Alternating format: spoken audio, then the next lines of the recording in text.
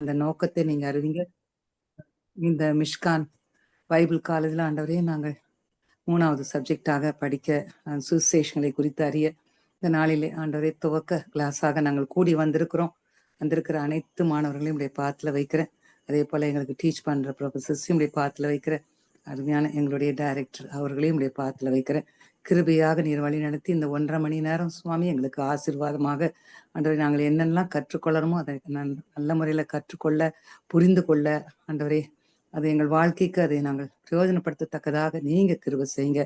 இந்த audio video problem எல்லாம் எதுவும் இல்லாம நீங்க ஆண்டவரை சரி செய்து கொடுத்துடலாம் அப்பா. கிருபியாக இறங்கி உடைய பரிசுத்த பிரசனத்தை எங்கள் மத்தியில வைத்து நீர் வழி நடத்தும். இந்த விண்ணப்பங்களை இயேசுவின் நாமத்துல கேட்கிறேன் பிதாவே. ஆமேன் ஆமேன் ஆமென். வீடியோ எல்லாம் ஆஃப் ஆயிடுச்சே, உங்களுக்கு தெரியுதா?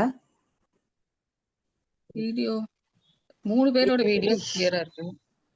உங்க வீடியோ வந்துருச்சு, அந்த வீடியோல எங்க வீடியோ எல்லாம் இல்ல. என்னாச்சுன்னு தெரியலையே. அவங்க வீடியோ இப்போ வந்துருச்சு. உங்களுக்கு வருதா? ஓகே. கர்த்தருடைய பரிசுத்த நாமம் மகிமைப்படுவதாக. இந்த நாளிலும் நம்ம பாட தலைப்பு சுவிசேஷகங்கள்.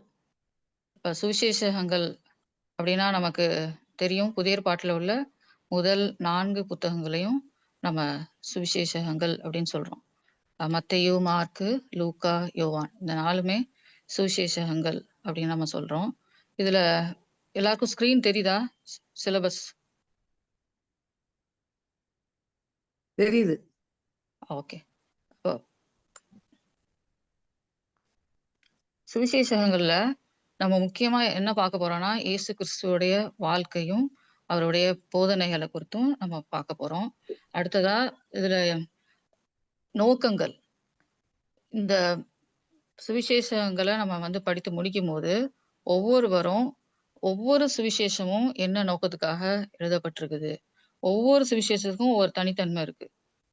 அது போல ஒவ்வொரு சுவிசேஷத்திலையும் இயேசு கிறிஸ்துவோட வாழ்க்கையில செய்த ஒவ்வொரு நிகழ்வுகளும் தெளிவா இருக்குது. ஒரு ஆண்டவராக இயேசு கிறிஸ்துவோடைய போதனைகள் அதுவும் குறிப்பிடப்பட்டிருக்குது. ஒவ்வொரு சுவிசேஷங்களுக்கும் தனித்தன்மை உடையதாக காணப்படுது. அடுத்தது இந்த சுவிசேஷங்கள்ல தெய்வீக கருத்துக்களை நம்ம அடையாளம் காண முடியதா இருக்குது. யோவான் சுவிசேஷம் பார்த்தீங்கன்னா அது ஃபுல்லாவே ஆண்டவராகிய இயேசு கிறிஸ்துவோடைய தெய்வீகமானவராக அதை வெளிப்படுத்துது நமக்கு. அடுத்ததாக ஒவ்வொருவரும் நம்ம சுவிசேஷத்தை எப்படி நம்ம தனிப்பட்ட வாழ்க்கையில நம்ம ஊழியத்துல அதை நடைமுறைப்படுத்துவது அப்படின்றத நம்ம இந்த சுவிசேஷங்களை படிச்சு முடிக்கும் போது நமக்கு தெளிவா தெரியும்.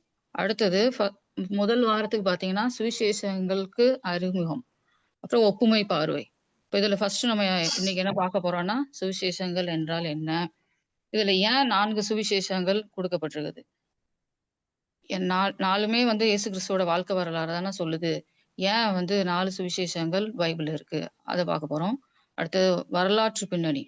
இப்ப கிரேக்க, ரோம மற்றும் யூத சூழ்நிலையில என்ன சூழ்நிலையில இந்த 4 அதாவது 3 சுவிசேஷங்கள் ஒரே போல இருக்கும். அதாவது சினாப்டிக் காஸ்பல்ஸ்ன்னு சொல்லுவாங்க.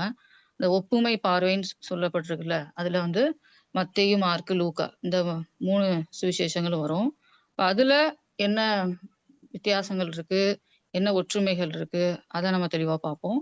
அடுத்தது தேவனுடைய ராஜ்யத்தின் செய்தி, அதை தெளிவா நம்ம இன்னைக்கு பார்ப்போம். அதுபோல இயேசு கிறிஸ்துவோடைய ஊழியம், ஆண்டவரை இயேசு கிறிஸ்து எப்படி சீஷர்களை அழைத்தார் அப்படின்றத நம்ம இன்னைக்கு பார்ப்போம். அடுத்தது அடுத்த வாரம் ஃபுல்லாவே நம்ம பார்க்க போறது யோவான் சுவிசேஷத்தை பத்தி தான் ஃபுல்லாவே.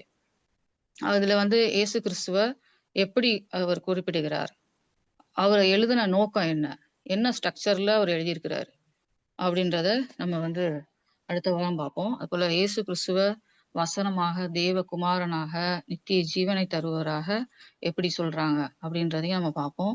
அதுபோல 7 நான் தான், ஐ ஆம் த வே, ஐ ஆம் த ட்ரூத் அப்படின்ட்டு 7 உரைகள் குறிப்பிடப்பட்டிருக்கிறது. அதுபோல 7 அடையாளங்கள், 7 அற்புதங்கள். இதெல்லாமே மத்த சுவிசேஷங்கள்ல சொல்லப்படாத காரியங்கள். அத நம்ம பார்ப்போம். அடுத்ததாக நிக்கோதேமும் சமாரிய ஸ்திரீக்கு இடையான உரையாடல்கள். அவங்க 2 பேரையும் கர்த்தராகிய இயேசு கிறிஸ்து எப்படி சுவிசேஷம் சொன்னாங்க? அவங்கள எப்படி வந்து நித்திய ஜீவனை அடையும்படியா ஆண்டவர் வந்து அவங்கள்ட்ட பேசுனாங்க அப்படின்றத வந்து நம்ம இந்த உரையாடல்கள் மூலமா பார்ப்போம்.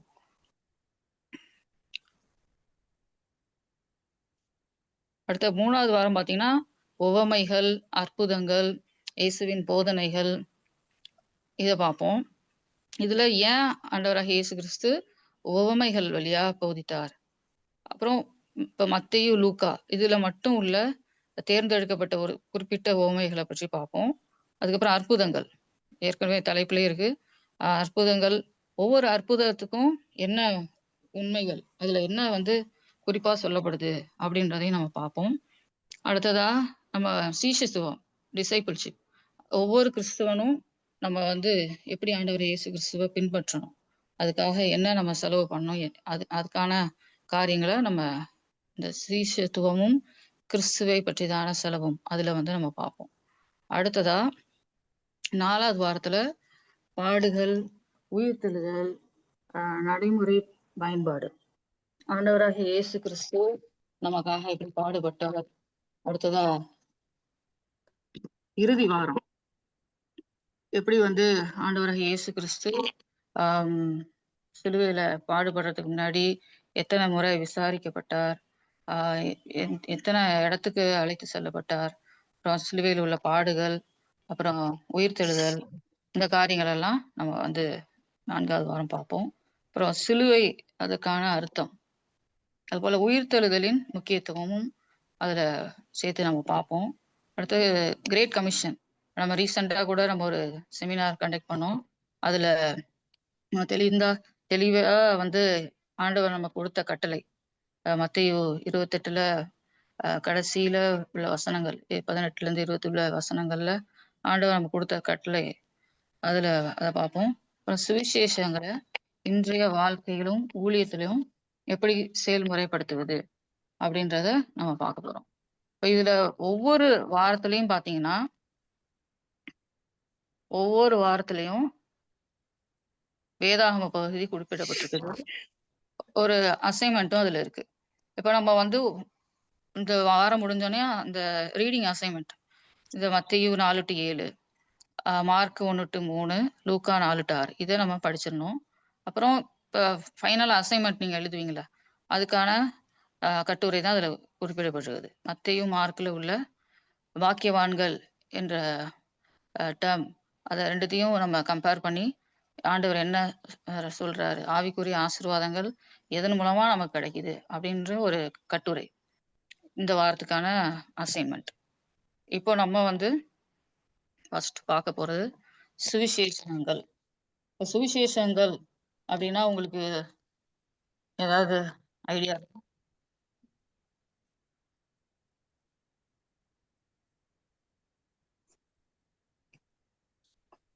நற்செய்தி. செய்தி. சுவிசேஷம் அப்படின்ற வார்த்தை வந்து ஒரு கிரேக்க சொல் அப்படின்ற இவாங்கிலியான் அப்படின்ற கிரேக்க சொல்ல இருந்து தான் அந்த சுவிசேஷன்ற வார்த்தைய வருது. அந்த இவாங்கிலியான் அதுக்கு என்ன அர்த்தம்னா நற்செய்தி. நற்செய்தி நல்ல செய்தியை அறிவிக்கிற ஒரு காரியங்கள அந்த சுவிசேஷத்துல ஃபுல்லாவே குறிப்பிடப்படுகிறது.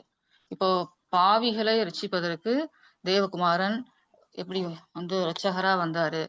இந்த 4 சுவிசேஷங்கள்லயும் பாத்தீங்கன்னா, ஆண்டவராகிய இயேசு கிறிஸ்துவுடைய வாழ்க்கை, ஹிஸ்டரி ஆஃப் ஜீசஸ், அவரு என்னெல்லாம் போதித்தார், நமக்காக என்னெல்லாம் செய்தார் அப்படின்ற காரியத்தை தான் நம்ம வந்து இந்த சுவிசேஷத்துல பார்க்க போறோம். இப்ப 4 சுவிசேஷத்துலயும் ஒவ்வொரு ஆசிரியர்களும் வித்தியாசமான கோணங்கள்ல எழுதியிருக்கிறாங்க. இப்ப நீங்க கேட்கறத நீங்க நோட்ஸா எடுத்து வச்சுக்கிட்டாங்களா உங்களுக்கு ரொம்ப யூஸ்ஃபுல்லா இருக்கும். இப்ப இயேசு கிறிஸ்து எப்படிப்பட்டவர்? ஃபர்ஸ்ட் வந்து இயேசு கிறிஸ்து எப்படிப்பட்டவர்? அவர் என்ன செய்தார்? அவருக்கு என்ன சம்பவித்தது? அவருக்கு ஏன் இப்படி சம்பவித்தது? அப்படின்ற கேள்விகளுக்கு எல்லாத்துக்குமே பதில் சொல்றதா இந்த 4 சுவிசேஷங்களும் இருக்குது. அதுபோல இயேசுவின் பிறப்பை குறித்த காரியங்கள ஃபர்ஸ்ட்டு சொல்றாங்க. அதுக்கப்புறம் கர்த்தராகிய இயேசு கிறிஸ்துவுடைய கடைசி 3 1/2 காலம் இருக்கிற ஊழியங்களையும், அவரோட பாடு, மரணம், உயிர்த்தெழுதல், அப்புறம் பரமேறுதல், ஆண்டவர் பரலோகத்துக்கு போற காரியங்கள இந்த சரித்திர புத்தகங்கள்ல குறிப்பிடுறாங்க. இது வந்து சரித்திர புத்தகங்களாக நமக்கு பைபிள்ல குறிப்பிடப்பட்டிருக்குது. இப்போ பழைய ஏற்பாட்டுக்கும், புதிய ஏற்பாட்டுக்கும் பார்த்தீங்கன்னா, இடையில ஆ ஒரு 400 ஆண்டுகள் இருந்தது. ஒரு சைலண்ட் பீரியடுன்னு சொல்லுவாங்க. எந்த புக்ஸும் நமக்கு கிடையாது. இப்ப அந்த டைம்ல பார்த்தீங்கன்னா, எ ஃபர்ஸ்ட் புக்கா எழுதுனது வந்து மார்க் சுவிசேஷம்னு சொல்றாங்க. ஃபர்ஸ்ட் மார்க் தான் எழுதுறாங்க. அதுக்கப்புறம் தான் வந்து மத்தேயு, லூக்கா, யோவான் இத வந்து எழுதுறாங்க. இதுல இயேசுவின் சீஷர்களை குறித்தும் இதுல சொல்லப்பட்டிருக்குது. அவங்க எப்படி கர்த்தராகிய இயேசு கிறிஸ்துவ வந்து மேசியாவா ஏற்றுக்கொண்டாங்க. அப்புறம் அவரோட மரணத்தின் முக்கியத்துவம். இப்போ ஆண்டவராகிய இயேசு கிறிஸ்துவோட பிறப்பவே வந்து எப்படி சொல்றாங்கன்னா, லூக்கா 2, 10, 11 அத எடுத்துக்கிட்டீங்கன்னா, அத யாராவது படிக்கலாமா? லூக்கா 2, 10, 11.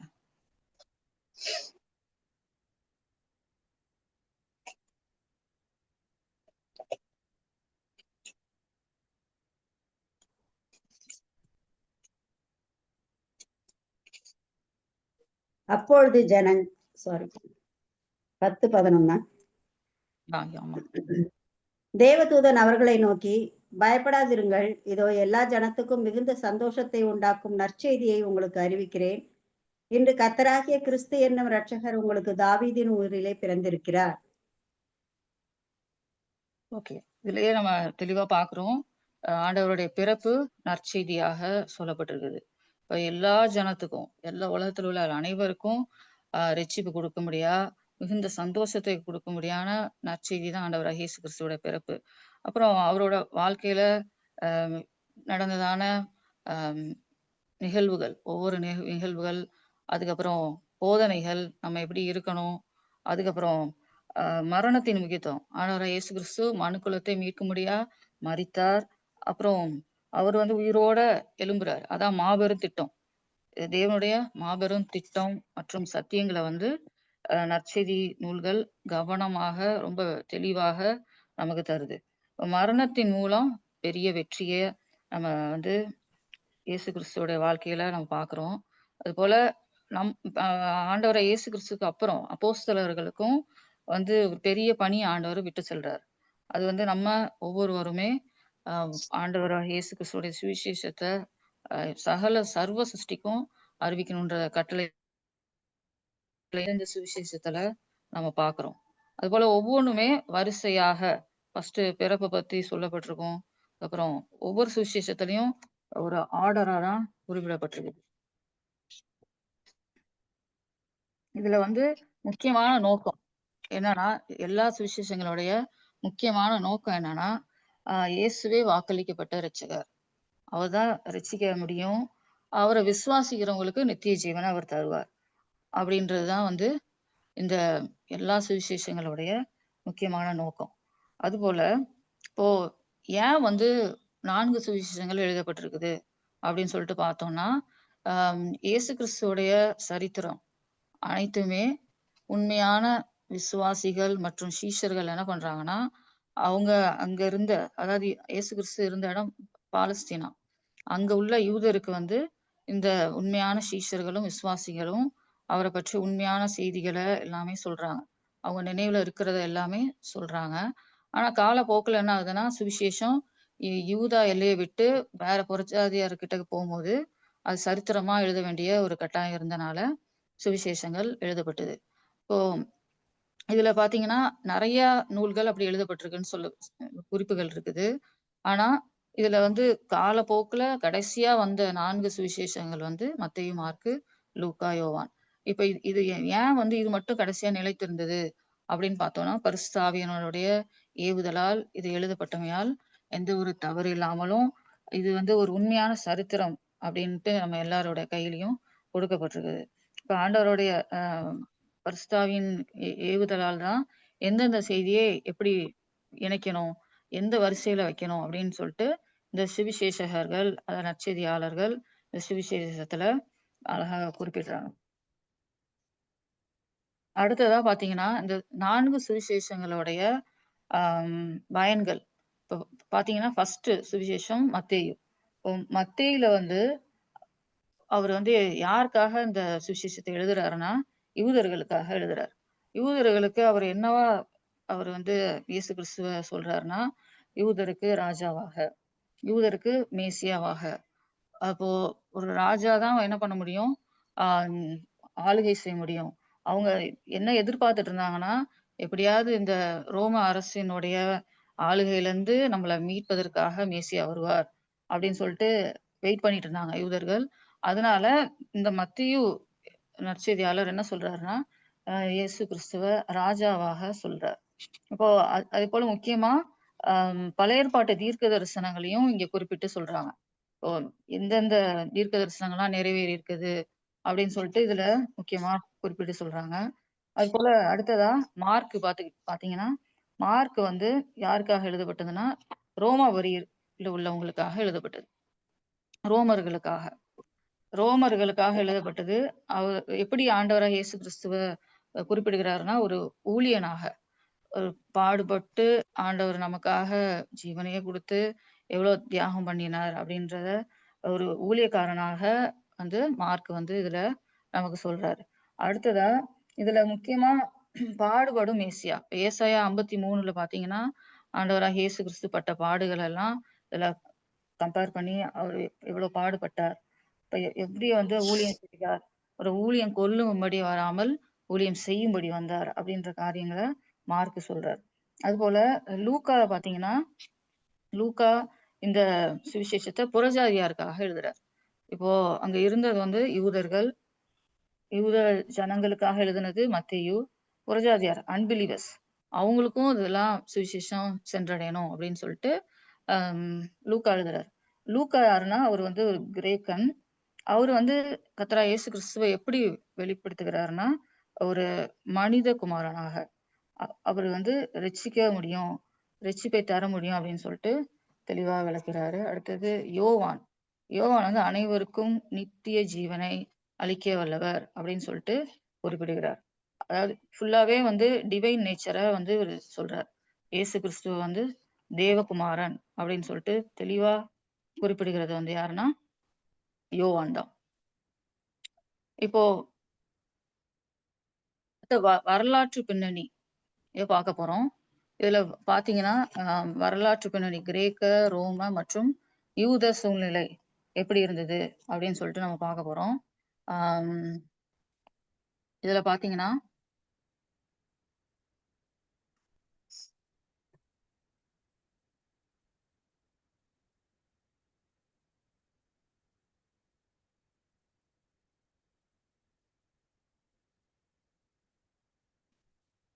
ஸ்கிரீன் தெரியுதா உங்களுக்கு?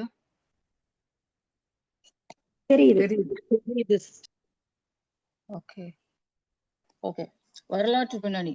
இதுல வந்து இப்ப நற்செய்தி எழுதப்பட்ட காலங்கள் அப்படின்னு சொல்ல பார்த்தோம்னா, அது வந்து கிபி அதாவது கிபி அதாவது 50 டூ 90 வரை அப்படின்னு சொல்லப்பட்டிருக்குது.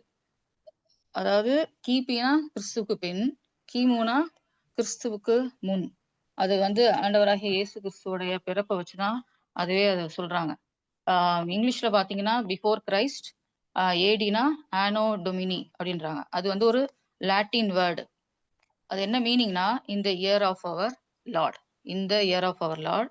இது எப்படி கவுண்ட் ஆகும்னா, எஸ் கவுண்டிங் ஃபார்வர்ட். இப்போ 1, 2, 3, 4 அப்படின்னு கவுண்ட் ஆகும் ஏடின்றது. பிஃபோர் கிரைஸ்ட் பார்த்தீங்கன்னா, பேக்வேர்டா கவுண்ட் ஆகும்.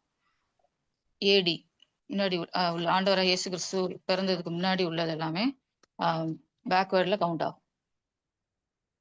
இப்போ வரலாற்று பின்னணியம் பார்த்தீங்கன்னா, ஏற்கனவே நான் சொன்ன போல பழைய ஏற்பாட்டுக்கும், புதிய ஏற்பாட்டுக்கும் இடையில வந்து ஒரு 400 ஆண்டுகள் இன்டர் டெஸ்டிமெனல் பீரியட் அப்படின்னு சொல்றாங்க. அந்த காலத்துல வந்து சைலண்ட் பீரியடா இருந்தது. இதுக்கு இடையில உள்ள உலகத்துல உள்ள கலாச்சாரங்கள், அப்புறம் அரசியல், மதம் இதெல்லாம் என்னெல்லாம் இருந்துச்சு அப்படின்றத நம்ம பார்க்க போறோம். ஏன்னா, இந்த ஸ்டாச்சு இன் நேபுகாத் நேச்சர்ஸ் ட்ரீம். இப்போ இதுல வந்து உங்களுக்கு கிளியரா இருக்கும்னு நினைக்கிறேன்.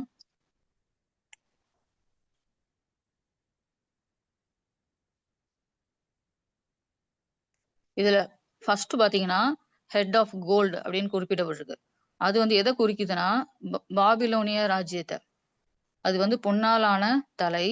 அது வந்து பாபிலோனிய ராஜ்யம்.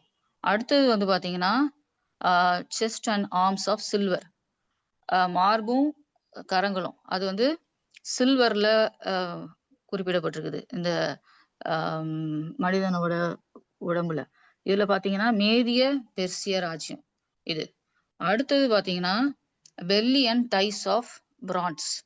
இது பாத்தீங்கன்னா கிரேக்க ராஜ்யம்.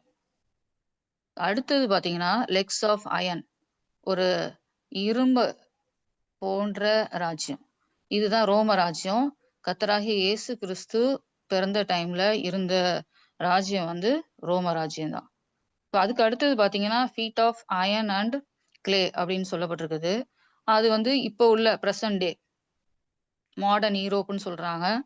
இதுல ஃபுல்லாவே எல்லாம் பாத்தீங்கன்னா ஒவ்வொரு ராஜ்யமும் இந்த நேபுகாத்நேச்சர் ட்ரீம்ல என்ன இருந்துச்சோ அதன்படி தான் வந்து நம்ம உலகமும் இயங்கிட்டு இருக்கு. ஃபர்ஸ்ட் பாபிலோனிய ராஜ்யம் இருந்துச்சு.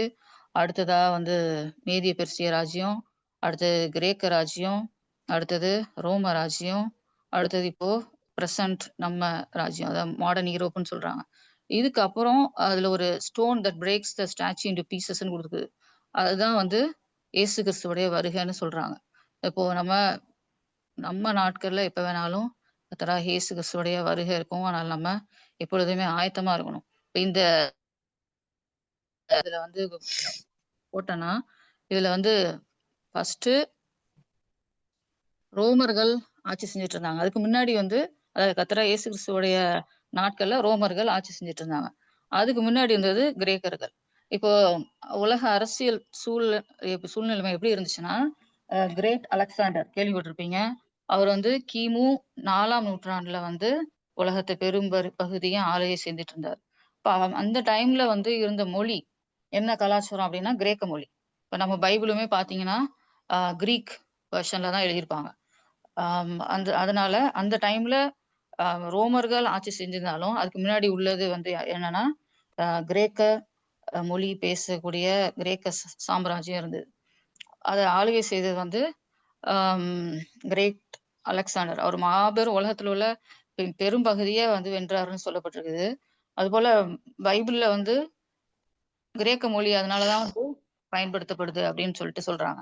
அது போல ரோம பேரரசின் ஆட்சி அதை வந்து எப்படி சொல்றாங்கன்னா பாக்ஸ் பாக்ஸ் ரோமனா அப்படின்னு சொல்றாங்க. அந்த ஆட்சி வந்து ஒரு 200 ஆண்டு காலம் சொல்றாங்க. அது ஒரு நல்ல அமைதியான ஆட்சி. அதுல வந்து எந்த ஒரு போரும் இல்லாம அவங்க சமாதானத்தோட சந்தோஷமா அந்த நாட்கள்ல இருக்கிறாங்க. லூக்கா 2:1 பாத்தீங்கன்னா இயேசுவின் பிறப்பு காலத்தில் ஆட்சி செஞ்சது யாருன்னா அகஸ்து சீசர். லூக்கா 2:1. இந்த கிமு 63 வந்து ரோமர்கள் வந்து என்ன பண்றாங்கன்னா இந்த யூதா தேசத்தை கைப்பற்றுறாங்க. அதாவது யூதர்கள் இருக்கக்கூடிய தேசத்தையும் அதாவது பாலஸ்தீனாவையும் அவங்க கைப்பற்றுறாங்க. அவங்க தான் வந்து ஆளுகை செஞ்சுட்டு இருக்காங்க. அடுத்ததா யூதர்களின் குழுக்கள் அப்படின்னு பார்த்தோம்னா இது நம்ம ஏற்கனவே கேள்விப்பட்டிருப்போம். எதுவும் என்னென்ன யூதர்களுடைய குழுக்கள் எதுவும் உங்களுக்கு ஞாபகம் இருக்குன்னா சொல்லலாம்.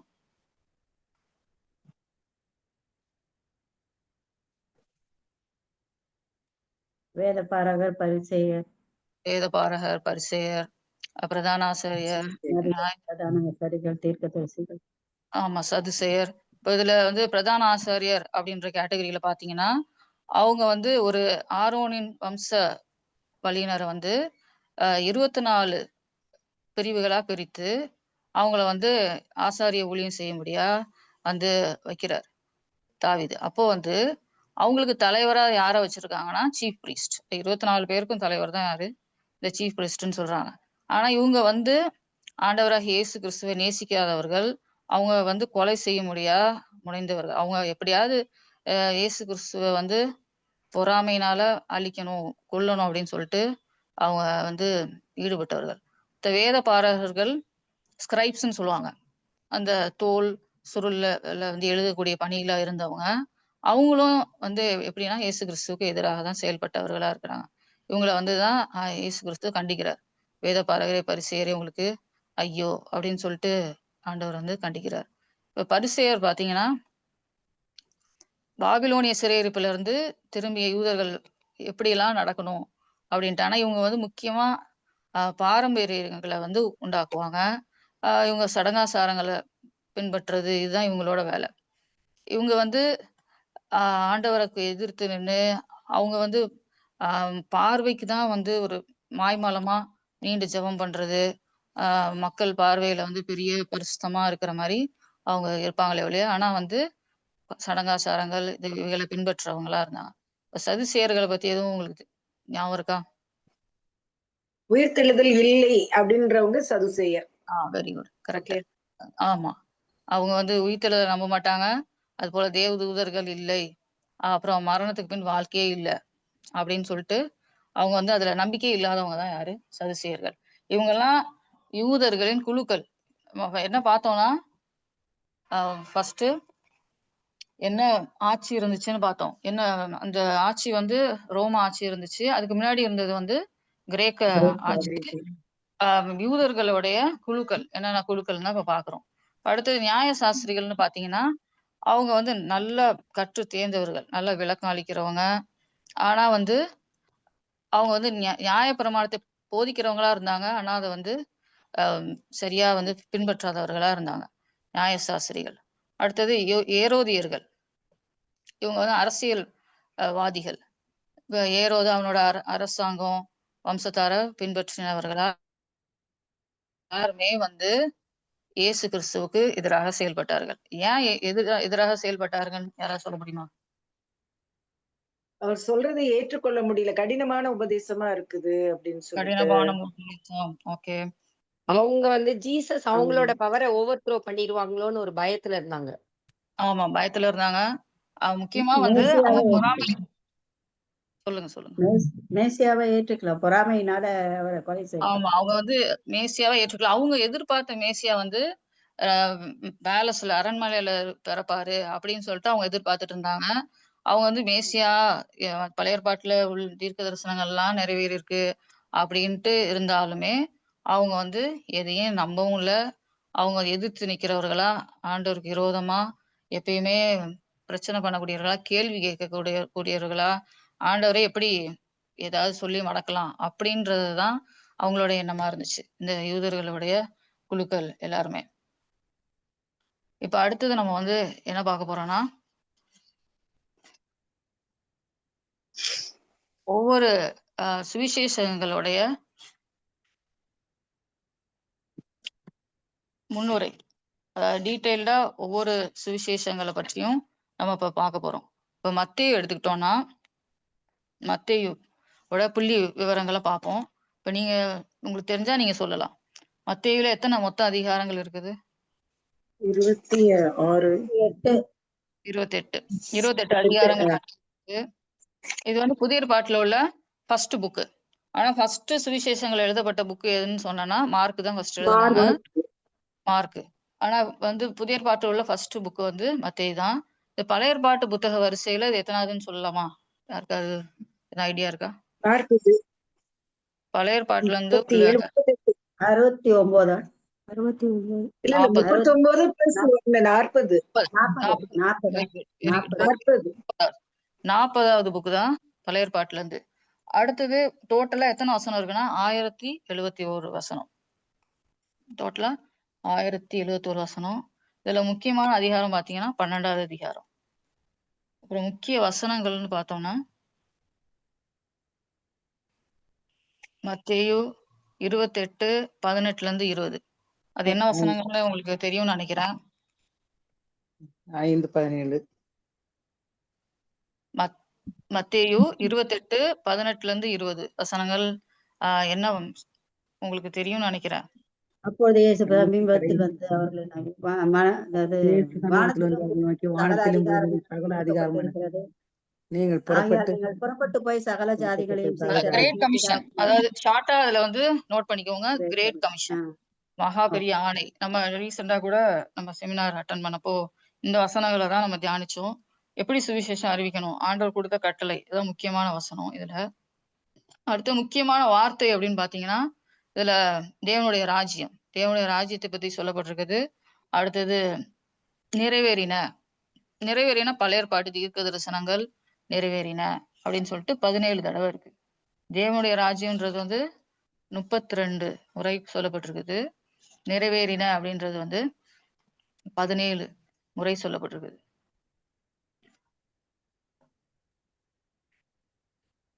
இப்ப நம்ம என்ன பார்க்க போறோம்னா, அந்த மத்தேயோட சம்பவ சுருக்கம். சம்பவ சுருக்கம்னா இப்போ புதிய ஏற்பாட்டுல உள்ள ஃபர்ஸ்ட் புக் இது. இப்போ பழைய ஏற்பாட்டுல முதல் 5 புக்கை நம்ம என்னன்னு சொல்லுவோம்? பஞ்சாகமம், ஓகே ஓகே. சோ மோசே, பஞ்சாகமும் பழைய ஏற்பாட்டுல உள்ள ஃபர்ஸ்ட் 5 புக்ஸ். இப்போ இதுல வந்து மத்தேயுல பாத்தீங்கன்னா இயேசு கிறிஸ்துனுடைய போதனைகள் 5 பிரிவுகளா குறிப்பிடப்பட்டிருக்கு. இது வந்து சம்பவ சுருக்கம். மத்தேயுடைய சம்பவ சுருக்கம் முதல் 5 பிரிவுகளாக அதை பிரிக்கிறாங்க, இயேசு கிறிஸ்துவுடைய போதனைகளை. இப்போ அதுல வந்து ஃபர்ஸ்ட் பாத்தீங்கன்னா இயேசுவின் மலை பிரசங்கம். இயேசு கிறிஸ்துவின் மலை பிரசங்கம் அது எந்த அதிகாரத்துல இருக்குன்னா 5ஆம் அதிகாரம் 1ல இருந்து 7ஆம் அதிகாரம் 27ஆம் வசனம் வரைக்கும் இயேசுவின் மலை பிரசங்கம் சொல்லப்பட்டிருக்குது. அடுத்தது பாத்தீங்கன்னா சீஷர்களுக்கு ஊழியத்தை குறித்த போதனை.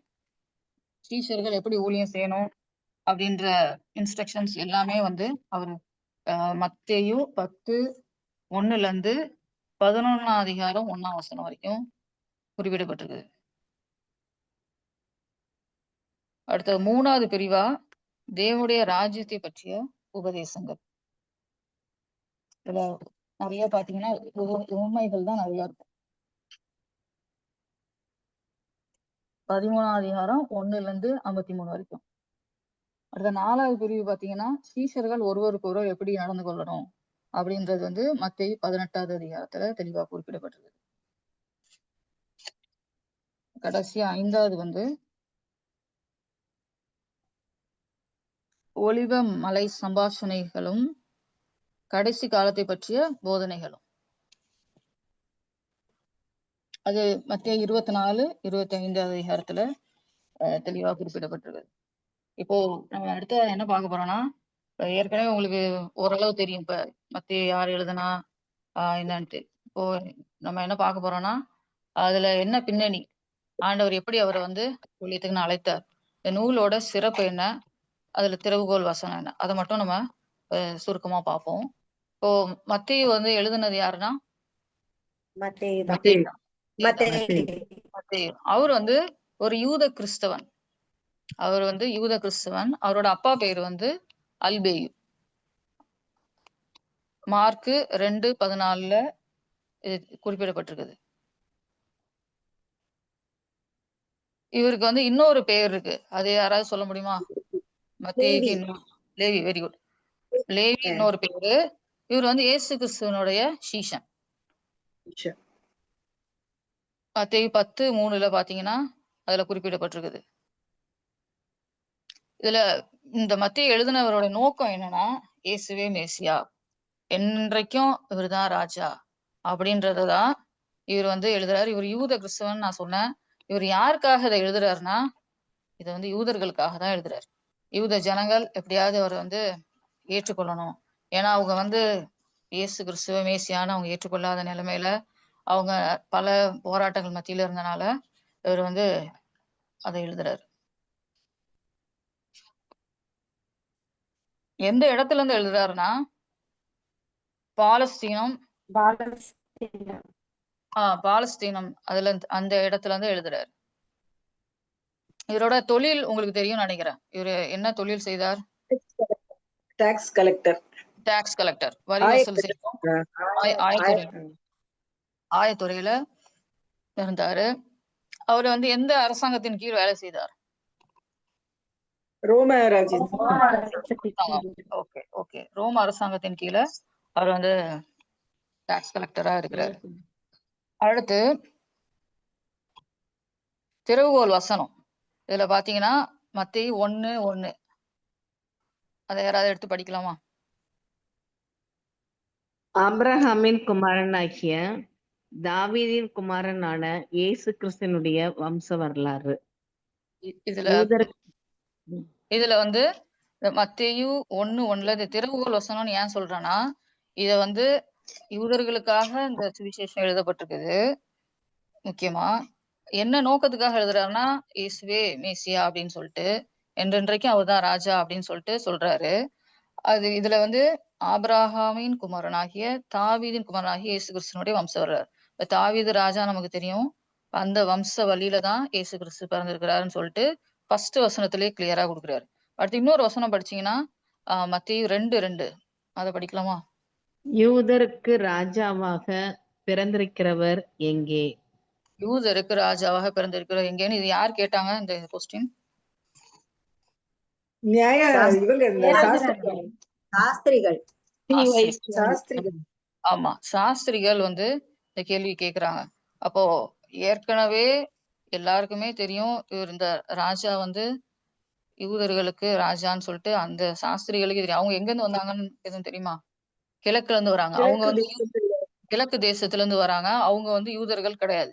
அவங்க வந்து வேற இனத்துல உள்ள ஜனங்கள் தான்.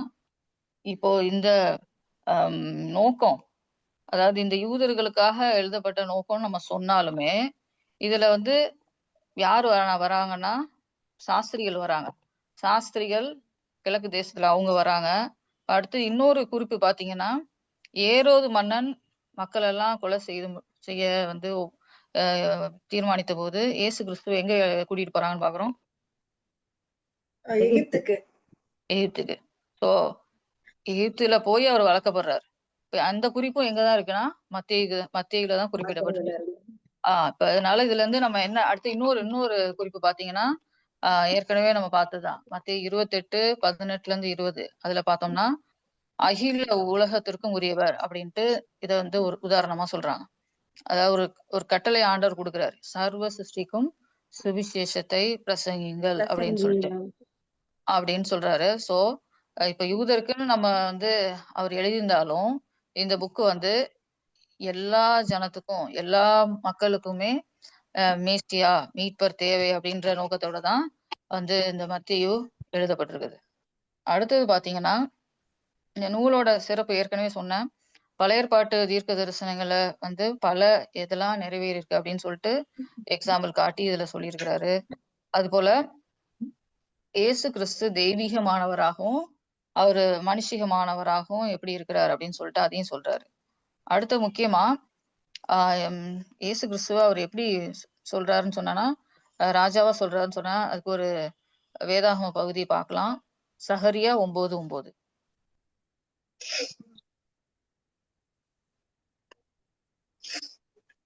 சகரியா 9:9. சீயோன் குமாரத்தியே மிகவும் களிக்கூறு, எருசலேம் குமாரத்தியே கம்பீரே, இதோ உன் ராஜா உன்னிடத்தில் வருகிறார். அவர் நீதியுள்ளவரும் ரட்சிக்கப்படுகிறவரும் தாழ்மையுள்ளவரும் கழுதையின் மேலும் கழுதை குட்டியும் ஆகிய மரியின் மேலும் ஏறி வருகிறவருமாயிருக்கிறார். இப்போ பாத்தீங்கன்னா இதுல தெளிவா சொல்லப்பட்டிருக்குது. இதுல வந்து இதோ உன் ராஜா. இப்போ பழைய ஏற்பாட்டுல உள்ள இந்த தீர்க்க தரிசனம் தான் நிறைவேறுது. அவர் வந்து இது வந்து எத்தனை ஆண்டுகளுக்கு முன்னாடி கிறிஸ்துவுக்கு முன்னாடி எழுதப்பட்டது. அது வந்து ஆண்டவராகிய இயேசு கிறிஸ்து பிறந்த போது அந்த தீர்க்க தரிசனம் நிறைவேறுது. அது போல இயேசுன்ற வார்த்தைக்கான அர்த்தம் யாருக்காவது தெரியுமா? பிரச்சகர். கரெக்ட். அதுல பிரச்சகர் மத்தேயு 1:21 பாத்தீங்கன்னா 1:21 அவர் ஒரு குமாரனை பெறுவார், அவருக்கு இயேசு என்று பெயரிடுவாயாக, ஏனெனில் அவர் தமது ஜனங்களின் பாவங்களை நீக்கி அவர்களை ரட்சிப்பவர் என்றான். ஓகே. இப்போ இயேசு என்ற நாமம் அதுக்கு அர்த்தம் என்னன்னா ரட்சிக்கிறவர், ரட்சகர். இப்ப அடுத்த கிறிஸ்து அப்படின்றதுக்கு என்ன அர்த்தம்னா அபிஷேகம் பண்ணப்பட்டவர், அனாயிண்டட் அப்படின்றதுதான் அதோட அர்த்தம். இப்ப ராஜாக்கள் அபிஷேகம் பண்ணுவாங்க, ஆசாரியனை அபிஷேகம் பண்ணுவாங்க. அது போல அந்த கிறிஸ்து அபிஷேகம் பண்ணப்பட்ட மேசியா, அபிஷேகம் பண்ணப்பட்ட இரட்சகர் அப்படின்றதுதான் இயேசு கிறிஸ்து அப்படின்னு சொல்லிட்டு இந்த பெயருக்கான அர்த்தம். அது போல இம்மானுவேல் அப்படின்ற நாமத்தோட அர்த்தம் தேவன் நம்மோடு தேவன் இருக்கிறார். நம்மோடு தேவன் இருக்கிறார். நம்மோடு இருக்கிறார். தேவன் நம்மோடு இருக்கிறார். அது 1:23 இருக்கு இம்மானுவேல். அடுத்தது மணவாளன் அப்படின்றதும் ஆண்டவர் இயேசு கிறிஸ்துவ தான் குறித்து சொல்லப்படுது. 9:15.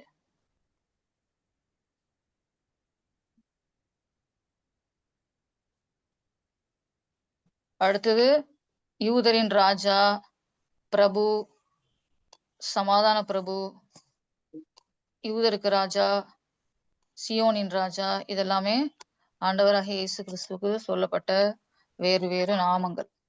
இதெல்லாமே நம்ம பைபிள்ல குறிப்பிடப்பட்டிருக்குது. அடுத்தது பாத்தீங்கன்னா சில சம்பவங்கள் வந்து மத்தேயுல மட்டும்தான் இருக்கும். அது என்னெல்லாம் பார்த்தோம்னா, யோசேப்பின் சொப்பனம், மத்தேயு 1:20-24. அடுத்த சாஸ்திரிகள் வருகை, இது வந்து வேற சுவிசேஷங்கள்ல கிடையாது, மத்தேயுல மட்டும்தான் இது குறிப்பிடப்பட்டிருக்குது. சாஸ்திரிகளோட வருகை மத்தேயு 2:1-12. அடுத்ததா எகிப்துக்கு தப்பி செல்லுதல். எதுக்காக எகிப்துக்கு ஆண்டவர் போறாரு? இந்த அகஸ்ராயன் கொலை பண்ண போறாருன்னு உடனே குழந்தைய கூட்டிட்டு ஓடிடுறாங்க. இந்த எகிப்துக்கு தப்பி செல்லுதல் அது வந்து 2ஆம் அதிகாரம் 13-15. அதுக்கு அடுத்த சம்பவம் வந்து 2 வயதுக்குட்பட்ட எல்லா ஆண் குழந்தைகளையும் படுகொலை செய்கிறார்கள். அது 2:16-18 வரைக்கும் சொல்லப்பட்டிருக்கு.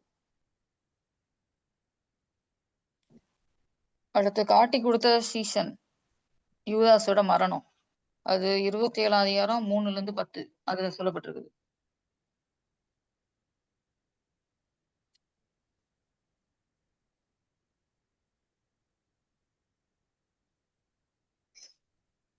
சிஸ்டர் ரிப்பீட் பண்ணுங்க. காட்டி கொடுத்த சீசன் யூதாஸ் மரணம் 27ஆவது அதிகாரம் 3-10.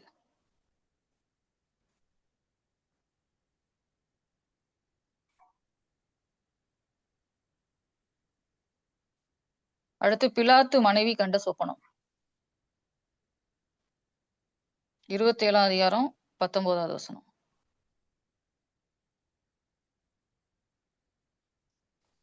இந்த சம்பவங்கள் எல்லாம் இந்த மத்தேயு சுவிசேஷத்துல மட்டும்தான் இருக்கு, வேற சுவிசேஷங்கள்ல இது இல்லை. அடுத்ததா நித்திரை அடைந்த பரிசுத்தவான்களின் உயிர்த்தெழுதல் 27ஆம் அதிகாரம் 52வது வசனம்.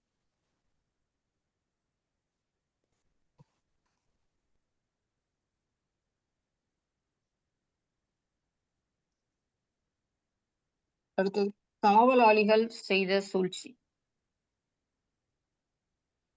காவலாளிகள் செய்த சூழ்ச்சி 28வது அதிகாரம் 11-15 வசனங்கள். 11-15.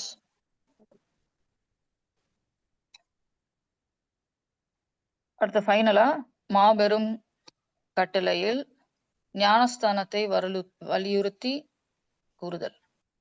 மாபெரும் கட்டளை, மாபெரும் கட்டளை நமக்கு என்னன்னு தெரியும், உலகமெங்கிலும் போய் சர்வ சிருஷ்டிக்கும் சுவிசேஷத்தை பிரசங்கிங்கள். முக்கியமா ஞானஸ்தானத்தை குறித்தும் இதுல வந்து குறிப்பிடுறாங்க. மத்தேயு 28:19-20.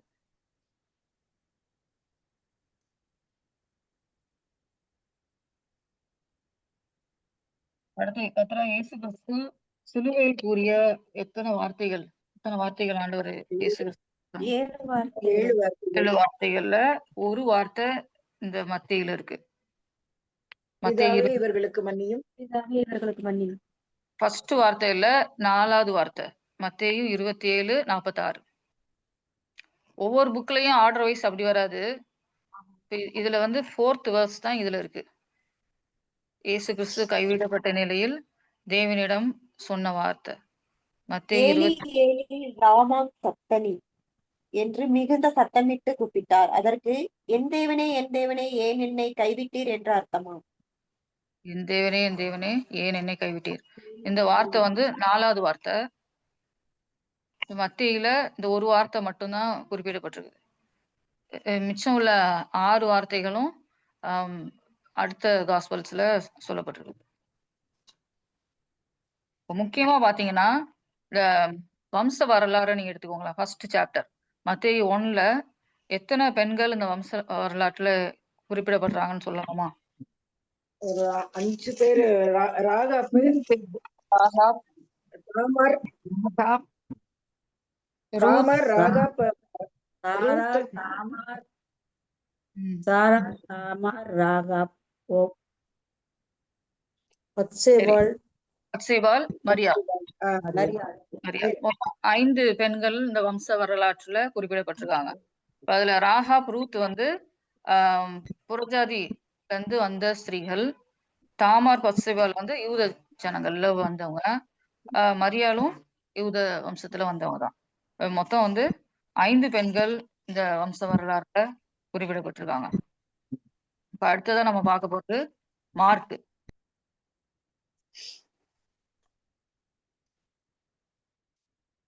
ரெண்டாவது புக்கு. பழைய ஏற்பாட்டு வரிசையில வந்து எத்தனாவது வரிசை? 41வது புக்கு. மொத்தம் எத்தனை அதிகாரங்கள் இருக்குது இதுல? 16 அதிகாரங்கள். 16. 16 27. chapters. மொத்தம் வசனங்கள் வந்து 678. 678. இதுல முக்கிய அதிகாரம் பார்த்தோம்னா அது 8வது அதிகாரம்.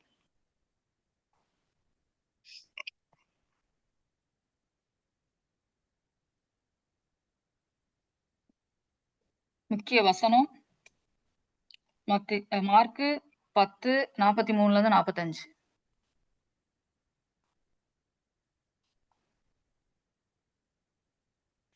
முக்கிய வார்த்தை அடிக்கடி வந்து சொல்லப்பட்டிருக்க வார்த்தை வந்து உடனே அப்படின்னு. அது வந்து 15 முறைகள் சொல்லப்பட்டிருக்கு.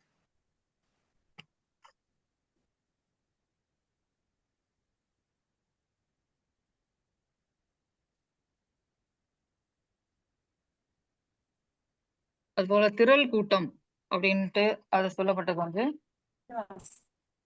திரள் கூட்டம் 17 முறை திரள் கூட்டம்ன்றது சொல்லப்பட்டிருக்கு. அடுத்த சம்பவ சுருக்கம் அப்படின்னு பார்த்தோம்னா ஃபர்ஸ்ட் இயேசு யார் என்பதை ஃபர்ஸ்ட் சொல்றாங்க. அது வந்து மார்க்கு 1ல இருந்து 8 அதிகாரம். இயேசு யார் என்பதை விளக்குகிறார். மார்க் 1லிருந்து 8. மார்க் 1ல இருந்து 8 வரைக்கும் இயேசு கிறிஸ்து யார் அப்படின்றத விளக்கமா சொல்றாரு. அடுத்து என்ன செய்வதற்காக வந்தார் அப்படின்றது வந்து மார்க் 9ல இருந்து 16.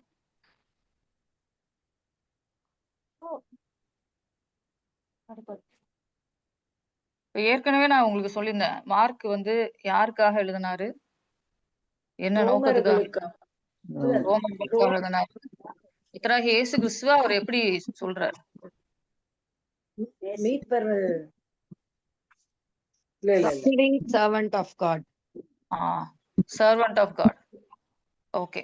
சோ ஊழியக்காரனா இதுல பாத்தீங்கன்னா இயேசு கிறிஸ்து தேவனது ஊழியர் அப்படின்றத இவர் வந்து தெளிவா குறிப்பிடுகிறார். அதுல இயேசுவின் பணிவிடை ஊழியம் வந்து 1ல இருந்து 10 வரைக்கும் உள்ள அதிகாரங்கள். இயேசுவின் பணிவிடை ஊழியம்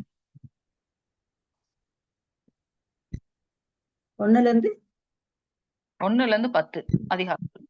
இயேசுவின் பணிவிடை ஊழியம். அடுத்தது இயேசு கிறிஸ்துவின் பாடுகளின் ஊழியம். அது 11ல இருந்து 16 அதிகாரங்கள்ல முக்கியமா குறிப்பிடுகிறார்.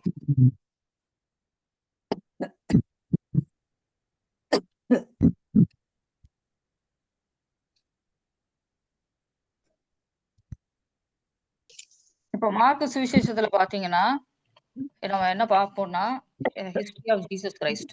இயேசு கிறிஸ்துவோடைய வம்ச வரலாறு. அடுத்ததா அப்போஸ்டல்ஸ் அப்படின்னா அப்போஸ்தலர்களை பத்தி. அடுத்தது புதிய உடன்படிக்கையை பற்றி. செர்மன்ஸ், ஆண்டவருடைய பிரசங்கங்கள், உபதேசங்கள். அப்புறம் என்ன வாக்கு தத்தங்கள்.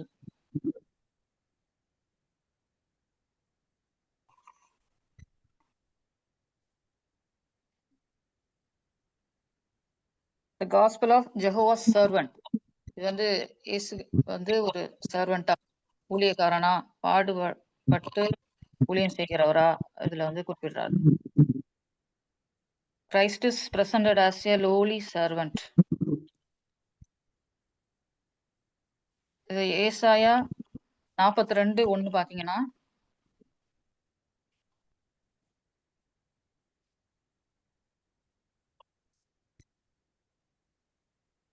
ஏசாயா 42:1 யாரா படிக்கலாம்?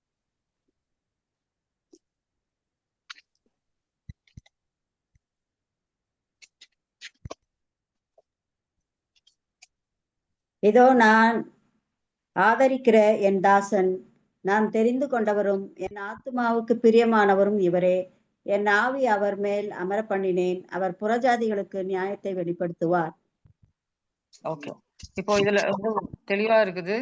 இது என் தாசன் யாருக்கு நியாயத்தை வெளிப்படுத்துவாராம்? புறஜாதிகளுக்கு, புறஜாதியர்களுக்கு. அதாவது யாருக்கு எழுதுறாருன்னா ரோமர்களுக்கு தான் எழுதுறாரு. இப்போ மார்க் வந்து யாருன்னா ரோம்ல உள்ள சபை தலைவர். ரோம்ல உள்ள சபை தலைவர். ஏற்கனவே சொன்னா இதுதான் ஃபர்ஸ்ட் காஸ்பலா எழுதியிருக்காங்கன்ட்டு.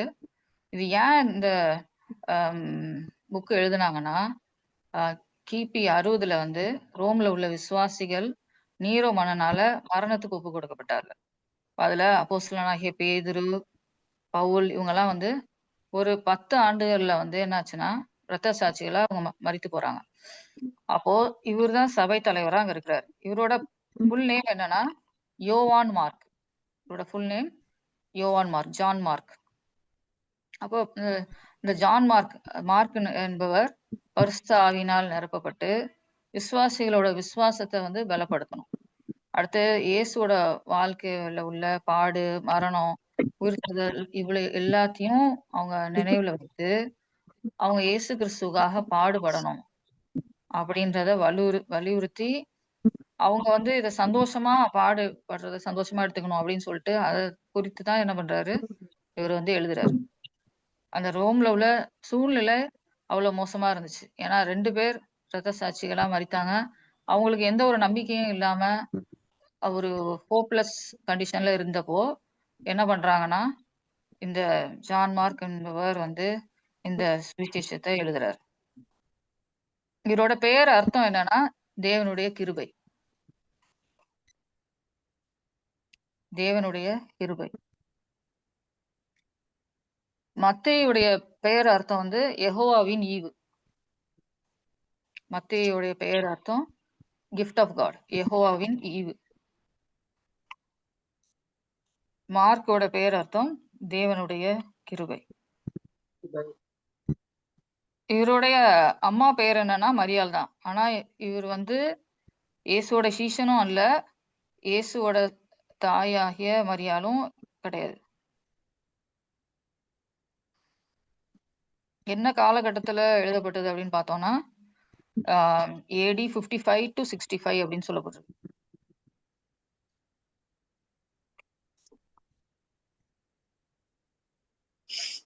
இவர் வந்து பவுல் பர்னபாவுடன் சேர்ந்து என்ன பண்றாருன்னா முதல் மிஷனரி பயணம் போறாரு. அது அப்போஸ்தலர் 12:12 குறிப்பிடப்பட்டிருக்குது. அதை நோட் பண்ணிக்கோங்க, படிக்க வேண்டாம். அடுத்தது அப்போஸ்தலனாகிய பேதுருவுடைய நெருங்கிய நண்பர் இவரு, பர்னபாவுடைய உறவினர்.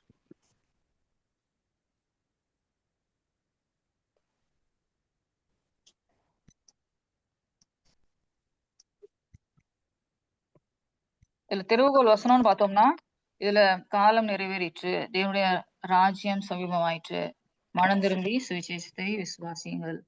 அதாவது 1:15, மார்க்கு 1:15 தான் திறவுகோல் வசனம். அடுத்த வசனம் மார்க் 10:45. 45. ஏற்கனவே சொன்ன மாதிரி ஊழியம் கொல்ல வராமல் ஒளியும்படி செய்ய வராமல் ஊழியம் செய்யவும் செய்ய அழிக்க மீட்பு பொருளாக ஜீவனை கொடுக்கவும் தான் என்ன பண்றாரு இயேசு கிறிஸ்து உலகத்துக்கு வர்றாரு. அடுத்ததா இந்த நூலோட சிறப்பு அப்படின்னு பார்த்தோம்னா செயல்நிலை சுவிசேஷம். இது செயல்நிலை சுவிசேஷம்னா இயேசு பேசிகளை விட செய்தவைகள் தான் அதிகமா இருக்கு. இதுல 16 அற்புதங்கள் இருக்கு. இப்போ மத்தேயுல பாத்தீங்கன்னா நிறைய உபதேசங்கள். ஃபர்ஸ்டே நான் வந்து ஒரு 5 பிரிவுகள் சொன்னேன். 5 பிரிவுகள்ல ஆண்டவரோட உபதேசம், கட்டளைகள் அப்படின்னு இருக்கு. இதுல வந்து அற்புதங்கள் 16 அற்புதங்கள். அவர் பேசுனதை விட அவர் செய்தவைகள் அநேகம் அப்படின்னு சொல்றாங்க. அதுபோல 4 உவமைகள் குறிப்பிடப்படுது.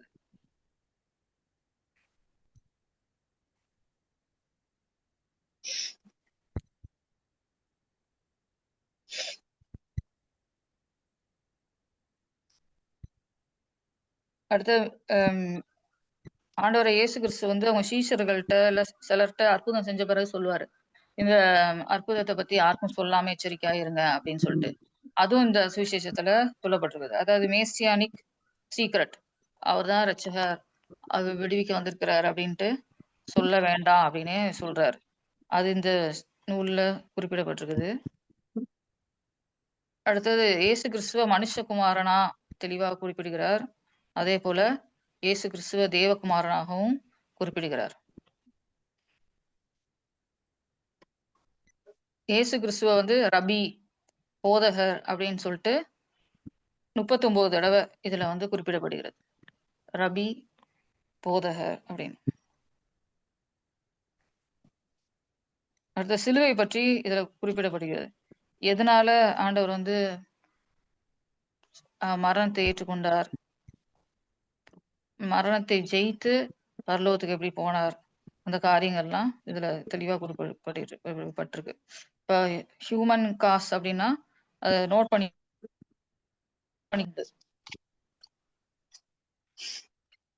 14:1-2, 15:10. 15:10. அடுத்து டிவைன் நெசசிட்டி, அது 8:31, 9:31, 10:33-34.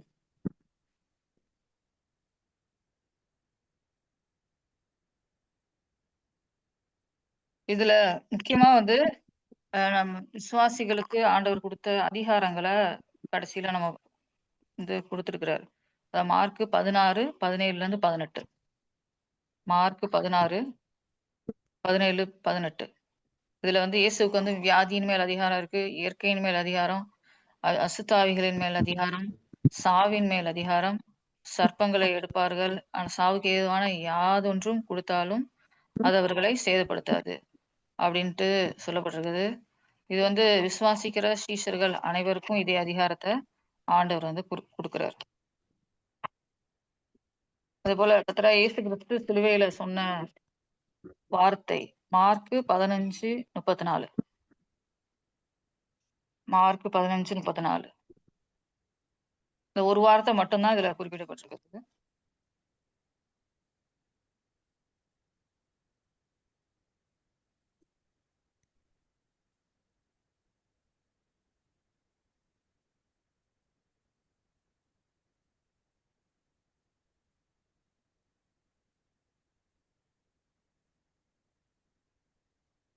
யாராவது எடுத்தீங்களா? அப்பொழுது அவர், என் ஆத்மா மரணத்துக்கு ஏதுவான துக்கம் கொண்டிருக்கிறது, நீங்கள் இங்கே தங்கி விழித்திருங்கள் என்று சொல்லி சற்று அப்புறம் போய் தரையில் இருந்தார். லாமா சபக்தானி, அதற்கு என் தேவனே என் தேவனே 15:34. 15:34. மத்தேயுலயும் மார்க்லயும் ஒரே வசனம் தான், அதே வார்த்தை தான் குறிப்பிடப்பட்டிருக்குது. 4வது வார்த்தை என் தேவனே. 9ஆம் மணி நேரத்தில் இயேசு ஏலோயி ஏலோயி லாமா சபக்தானி என்று மிகுந்த சத்தமிட்டு கூப்பிட்டார். அதற்கு என் தேவனே ஏன் என்னை கைவிட்டீர் என்று அர்த்தமாம். அதுதான் 2 புஸ்தகத்திலையும் குறிப்பிடப்பட்ட ஒரே வார்த்தை. அடுத்ததான் நம்ம வந்து லூக்கா சுவிசேஷத்தை பத்தி பார்க்க போறோம். லூக்கா சுவிசேஷம் 3வது புக்கு புதிய ஏற்பாட்டுல, பழைய ஏற்பாட்டுல 42வது புக்கு. மொத்த அதிகாரங்கள் எத்தனைன்னு யாராவது சொல்ல முடியுமா? 24. 24 அதிகாரங்கள். வசனங்கள் வந்து 1151. 151. 1151. இதுல முக்கிய அதிகாரம்னு பார்த்தோம்னா 15வது அதிகாரம், 15th chapter. அடுத்த வசனம் 19:10. லூக்கா 19:10. யாராவது எடுத்து படிக்கலாமா?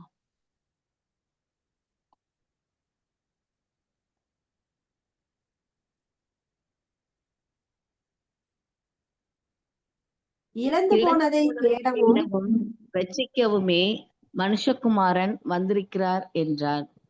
இதுதான் வந்து முக்கிய வசனம். அடுத்த முக்கிய வார்த்தைகள் பாத்தீங்கன்னா மனுஷகுமாரன். இதுல வந்து அடிக்கடி சொல்லப்படுகிற வார்த்தை வந்து மனுஷகுமாரன். இது வந்து மொத்தமா 26 தடவை குறிப்பிடப்பட்டது. 26. 26.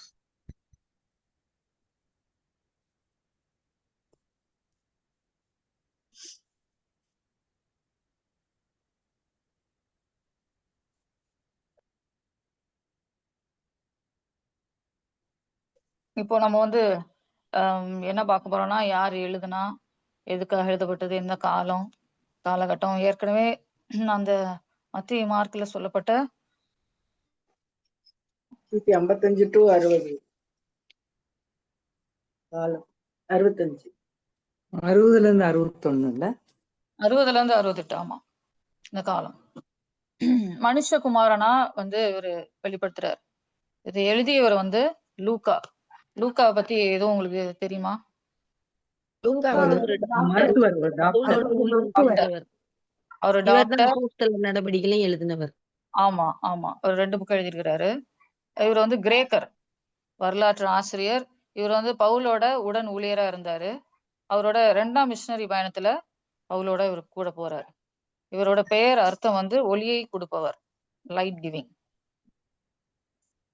யாருக்காக எழுதப்பட்டது அப்படின்னா, தியோப்பிலு அப்படின்னு சொல்லிட்டு ஒரு வார்த்தை குறிப்பிடப்பட்டது. அதுக்கு என்ன அர்த்தம்னா, தேவனை நேசிக்கிறவன். புறஜாதியாருக்காக தான் இது வந்து எழுதப்பட்டது அப்படின்னு சொல்றாங்க, முக்கியமா கிரேக்கர்களுக்காக.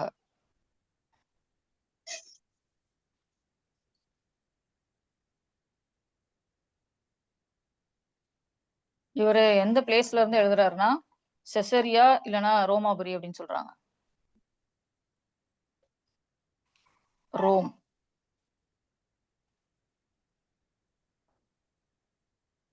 திறவுகோல் வசனம்னு பார்த்தோம்னா இதுல வந்து 5:32 நீதிமான்களை அல்ல பாவிகளையே மணந்திருப்பதற்கு அழைக்க வந்தேன், அந்த வசனம். அடுத்தது 9:56, 19:10. இதுல முக்கியமான வசனம்னு பார்த்தோம்னா லூக்கா 1:37. என்ன வசனம்னு எல்லாருக்கும் தெரியும்னு நினைக்கிறேன். லூக்கா 1:37. ரட்சணித்தேன் தேவனாலே கூடாத காரியம் கூடாத காரியம் ஒன்றுமில்லை என்றார். ஆமா, இதான் வந்து முக்கிய வார்த்தை. இப்போ இந்த லூக்கா சுவிசேஷத்தை எழுதினவர் வந்து எப்படியா இயேசு கிறிஸ்துவ வெளிப்படுத்துறாருன்னா, மனுஷகுமாரன் அப்படின்னு சொல்லிட்டு சொல்றாரு. இது வந்து பழைய ஏற்பாட்டுல சகரியா 6:12 நம்ம பார்த்தோம்னா அதுல வந்து தெளிவா குறிப்பிடப்பட்டிருக்கு. யாரா படிக்கலாம்?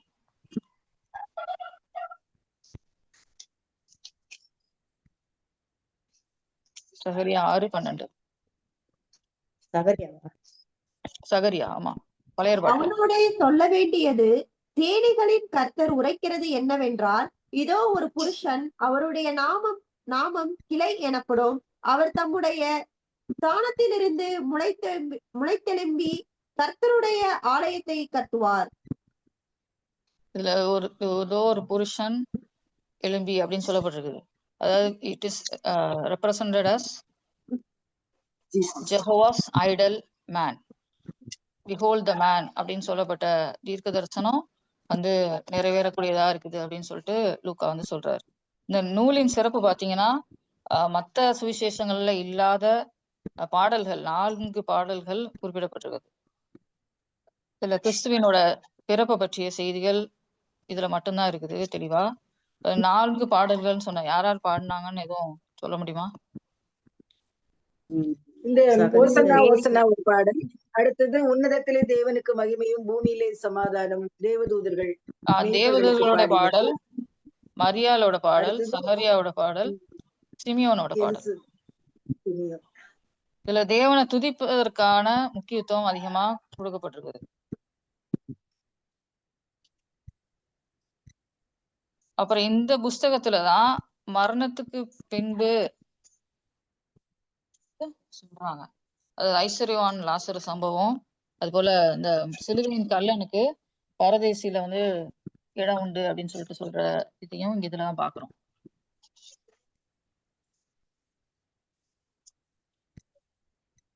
அது போல ஜெபத்தின் முக்கியத்துவம் இதுல வந்து சொல்லப்பட்டிருக்கு.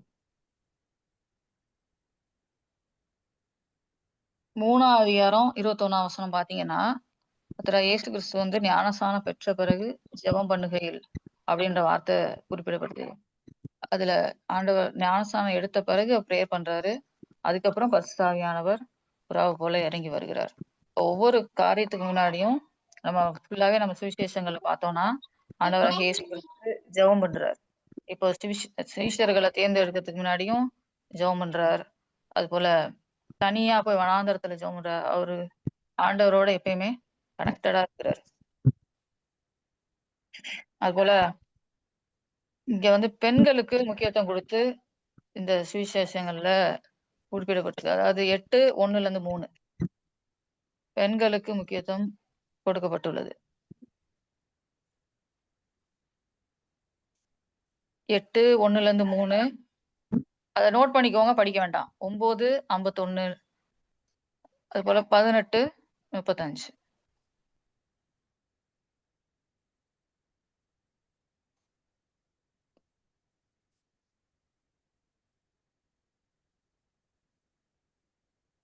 பாவிகள் மேல் கரிசனை உள்ள வராக இயேசு கிறிஸ்து இருக்கிறாரு. ஒரு வார்த்தை இருக்கு, அதாவது friend of sinners and tax collectors அப்படின்னு சொல்லிட்டு இயேசு கிறிஸ்துவ குறித்து சொல்றாங்க. ஸோ பாவிகள் மேல் கரிசனை உள்ளவராக இயேசு கிறிஸ்து காணப்படுறாருன்னு இந்த புக்கு சொல்லுது. அது போல ஆண்டவராகிய இயேசு கிறிஸ்துவோடைய உபதேசங்கள், அந்த உவமைகள், அந்த போதனைகள்ல வந்து முக்கியமா ஆண்டவரோட அன்பு, இழந்து போன ஜனங்களை மீட்கும்படியா, சமாரியர்களுக்கு, இந்த ரொம்ப சோசியல் ஸ்டேட்டஸ்ல லோவா இருக்கிறவங்கள வந்து அவங்க ஆண்டவர் நேசிக்கிறாரு அப்படின்னு சொல்லிட்டு இந்த லூக்கா சுவிசேஷத்துல உள்ள மைய கருத்தா இருக்கு.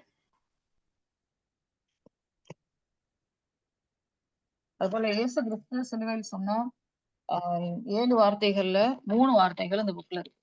அதாவது ஃபர்ஸ்ட் வார்த்தை வந்து லூக்கா 23:34. படிக்க வேண்டாம், நோட் பண்ணிக்கோங்க. அடுத்ததா லூக்கா 23:43.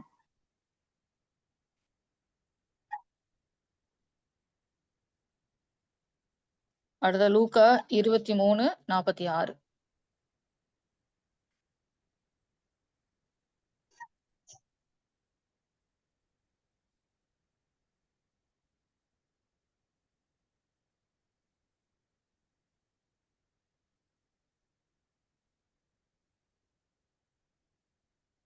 அடுத்ததா நம்ம பார்த்தோம்னா நம்ம சிலபஸ்ல உள்ள டாபிக் வந்து ஒப்புமை சுவிசேஷங்கள், ஒற்றுமைகள் மற்றும் வேறுபாடுகள். இப்ப நம்ம தெளிவா வந்து மத்தேயு, மார்க்கு, லூக்கா இது 3த்தையும் நம்ம தெளிவா பார்த்தாச்சு.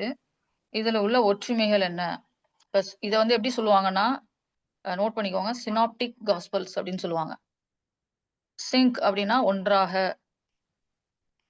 ஆப்சிஸ் அப்படின்னா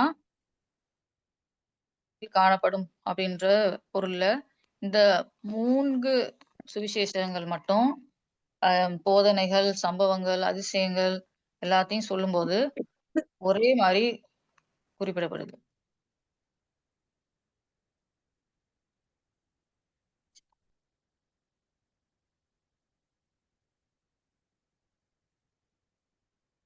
இப்போ ஒற்றுமைகள் நம்ம பார்த்தோம்னா, ஃபார் எக்ஸாம்பிள் இப்போ வந்து ஒரு காமன் ஸ்ட்ரக்சரை தான் வந்து குறிப்பிடப்பட்டிருக்கு. அதாவது இயேசு கிறிஸ்து வந்து அவரோட ஊழியத்தை கலிலேயாவுல ஆரம்பிக்கிறாரு. அதுக்கப்புறம் எருசலேமுக்கு போறாரு.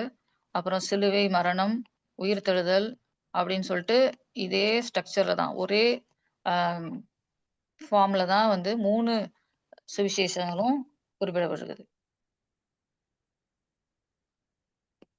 காமன் நரேட்டிவ் ஸ்ட்ரக்சர், ஒரே அமைப்பு, கட்டமைப்பு அப்படின்னு சொல்லலாம். அது மத்தேயு 4:23 25, மார்க்கு 1:14-15, லூக்கா 4:14-15. இப்போ அடுத்ததா ஏற்கனவே சொன்ன மாரி ஒரே போல போதனைகள், ஒரே போல உவமைகள் அப்படின்னு சொன்னேன். இப்ப அதுக்கு எக்ஸாம்பிள் பார்த்தோம்னா, கடுகு விதை உவமை பார்த்தோம்னா, மத்தேயு 13:31-32. இது 3 சுவிசேஷங்கள்லயும் இந்த கடுகு உவமை பற்றிய காரியங்கள் சொல்லப்பட்டிருக்கு. அடுத்த மார்க் 4:30-32. அடுத்து லூக்கா 13:18-19.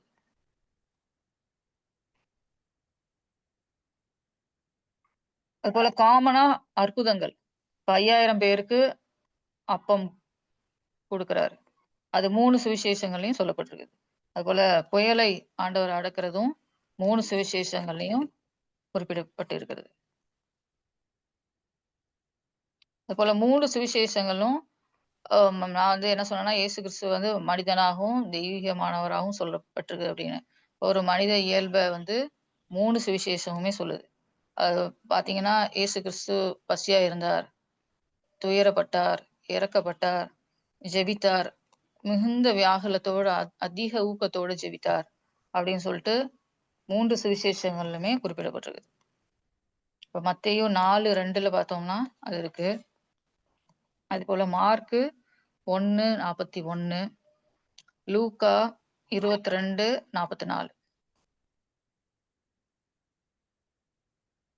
சிஸ்டர் இதை மட்டும் ரிப்பீட் பண்றீங்க? மத்தேயு 4:2,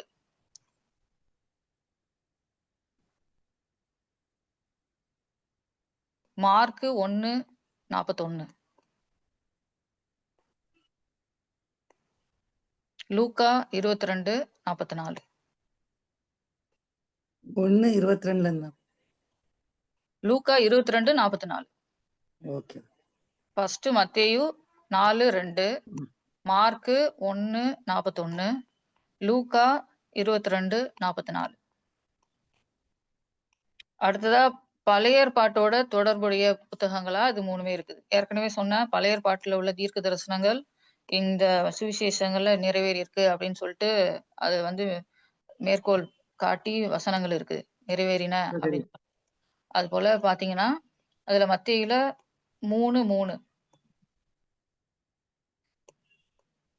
மார்க்கு 1:3, லூக்கா 3:4.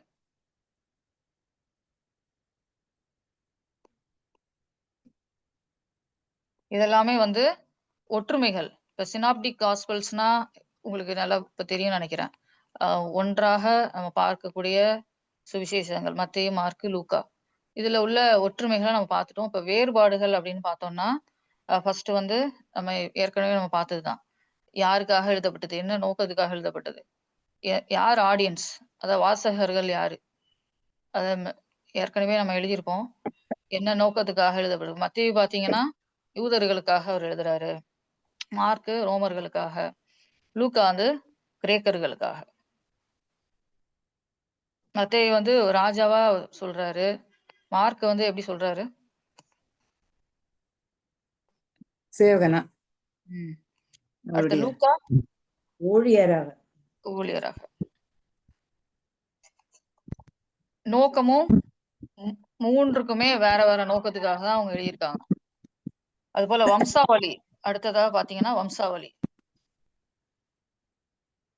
அது பாத்தீங்கன்னா மத்தேயு 1:1-17. இது வந்து தாவீதின் சந்ததி, ராஜ வம்சம் அப்படின்னு சொல்லிட்டு மத்தேயுல சொல்றாரு. இதே லூக்கால பார்த்தோம்னா லூக்கா 3:23-38 பார்த்தோம்னா மரியாளின் வழியாக ஆதாமின் சந்ததி அப்படின்னு சொல்லிட்டு, அதாவது மனித மரபு, மனித வம்சம் அப்படின்னு சொல்லிட்டு, அது ஆதாமோட வம்சம் அப்படின்னு சொல்லிட்டு லூக்கா சொல்றாரு.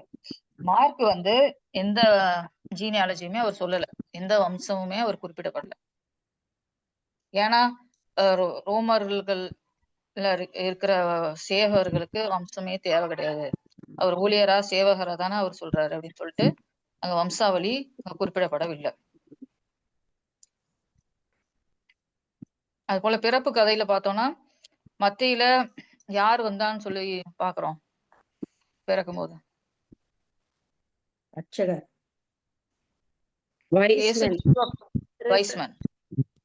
வைஸ்மன் வராங்க, அது கிழக்குல இருந்து இந்த ஞானிகள் வராங்க. அது மத்திய 2:1-12. அதே வந்து லூக்கால யார் வராங்க? மேய்ப்பர்கள் வராங்க. மேய்ப்பர்கள் யார் சொல்லி வராங்கன்னா தேவதூதர்கள் இன்ஃபார்ம் பண்றாங்க, இவங்க வராங்க. அது லூக்கா 2:8-20 அந்த வசனங்கள்ல இருக்குது. மார்க்ல வந்து பிறப்பு பத்திய எந்த டீட்டெயில்ஸும் அதுல இல்ல. நேரா வந்து எப்படி ஆரம்பிக்கிறாங்கன்னா ஒரு சேவராக, ஊழியராக அப்படி ஆரம்பிக்கிறாங்க.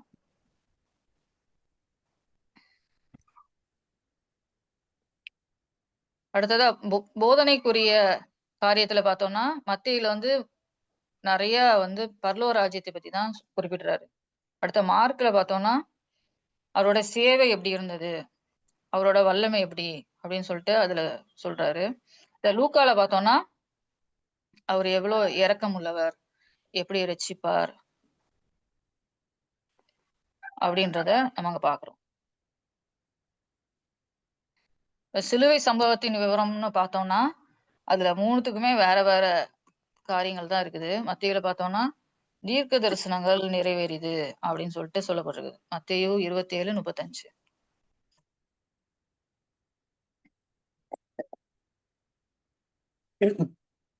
மத்தேயு 27:35. அடுத்த மார்க்ல இயேசுவோட தியாகம், அவரோட துன்பம் அதெல்லாம் வந்து மார்க் 15:34 இருக்கு. அடுத்த லூக்கால அவர் எப்படி மன்னிக்கிறார், அவருடைய இரக்கம் அதெல்லாமே தெளிவா குறிப்பிடப்பட்டிருக்கு.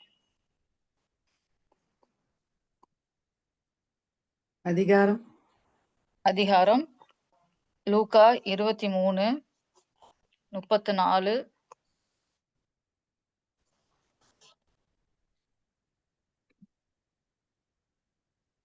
மத்தேயு 27:35.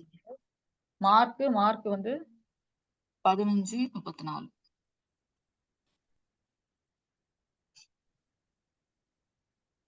இது வரைக்கும் உங்களுக்கு எதுவும் டவுட் இல்லைன்னு நினைக்கிறேன். இப்ப அடுத்ததா நம்ம வந்து பார்க்க போறது தேவனுடைய ராஜ்யத்தின் செய்தி. இப்ப தேவனுடைய ராஜ்யத்தின் செய்தி வந்து 4 சுவிசேஷ புத்தகத்திலையும் குறிப்பிடப்பட்டிருக்குது. தேவனுடைய ராஜ்யம் வந்து அது வந்து ஒரு இடம் கிடையாது, அது தேவனுடைய ஆளுகை, தேவனுடைய அரசாட்சி. அது வந்து ஃபியூச்சருக்கும் சொல்லப்பட்டிருக்குது, பிரசன்ட் டைம்ஸ்க்கும், 2த்துக்குமே வந்து அதை சொல்றாங்க. அதாவது இப்போதைக்கு உள்ள ராஜ்யம் அப்படின்னு சொல்லி பார்த்தோம்னா ஏற்கனவே ஆண்டவருடைய ராஜ்யம் இருக்குது அப்படின்னு சொல்லிட்டு சொல்றாங்க. எதிர்காலத்துல வரவிருக்கிற ராஜ்யம் அப்படின்னா ஆண்டவர் நம்மளை வந்து பரலோகத்துக்கு கூட்டிட்டு போற ராஜ்யத்தை பத்தி சொல்லப்படுகிறது. அது போல அவரே ராஜாதி ராஜா. இப்போ ராஜ்யத்தின் சுவிசேஷத்தை பேசும்போது அவர் தான் ராஜா. இதுல வந்து பார்த்தோம்னா 16:28 நம்ம பார்க்கலாம். அதாவது மத்தேயு 16:28. இப்ப ஆண்டவராகிய இயேசு கிறிஸ்து வந்து என்ன பண்றாருன்னா சுவிசேஷம் பிரசங்கிக்கும் போது மனம் திரும்புங்கள், அந்த வசனத்தை எடுத்து படிச்சா உங்களுக்கு நல்லா புரியும் நினைக்கிறேன்.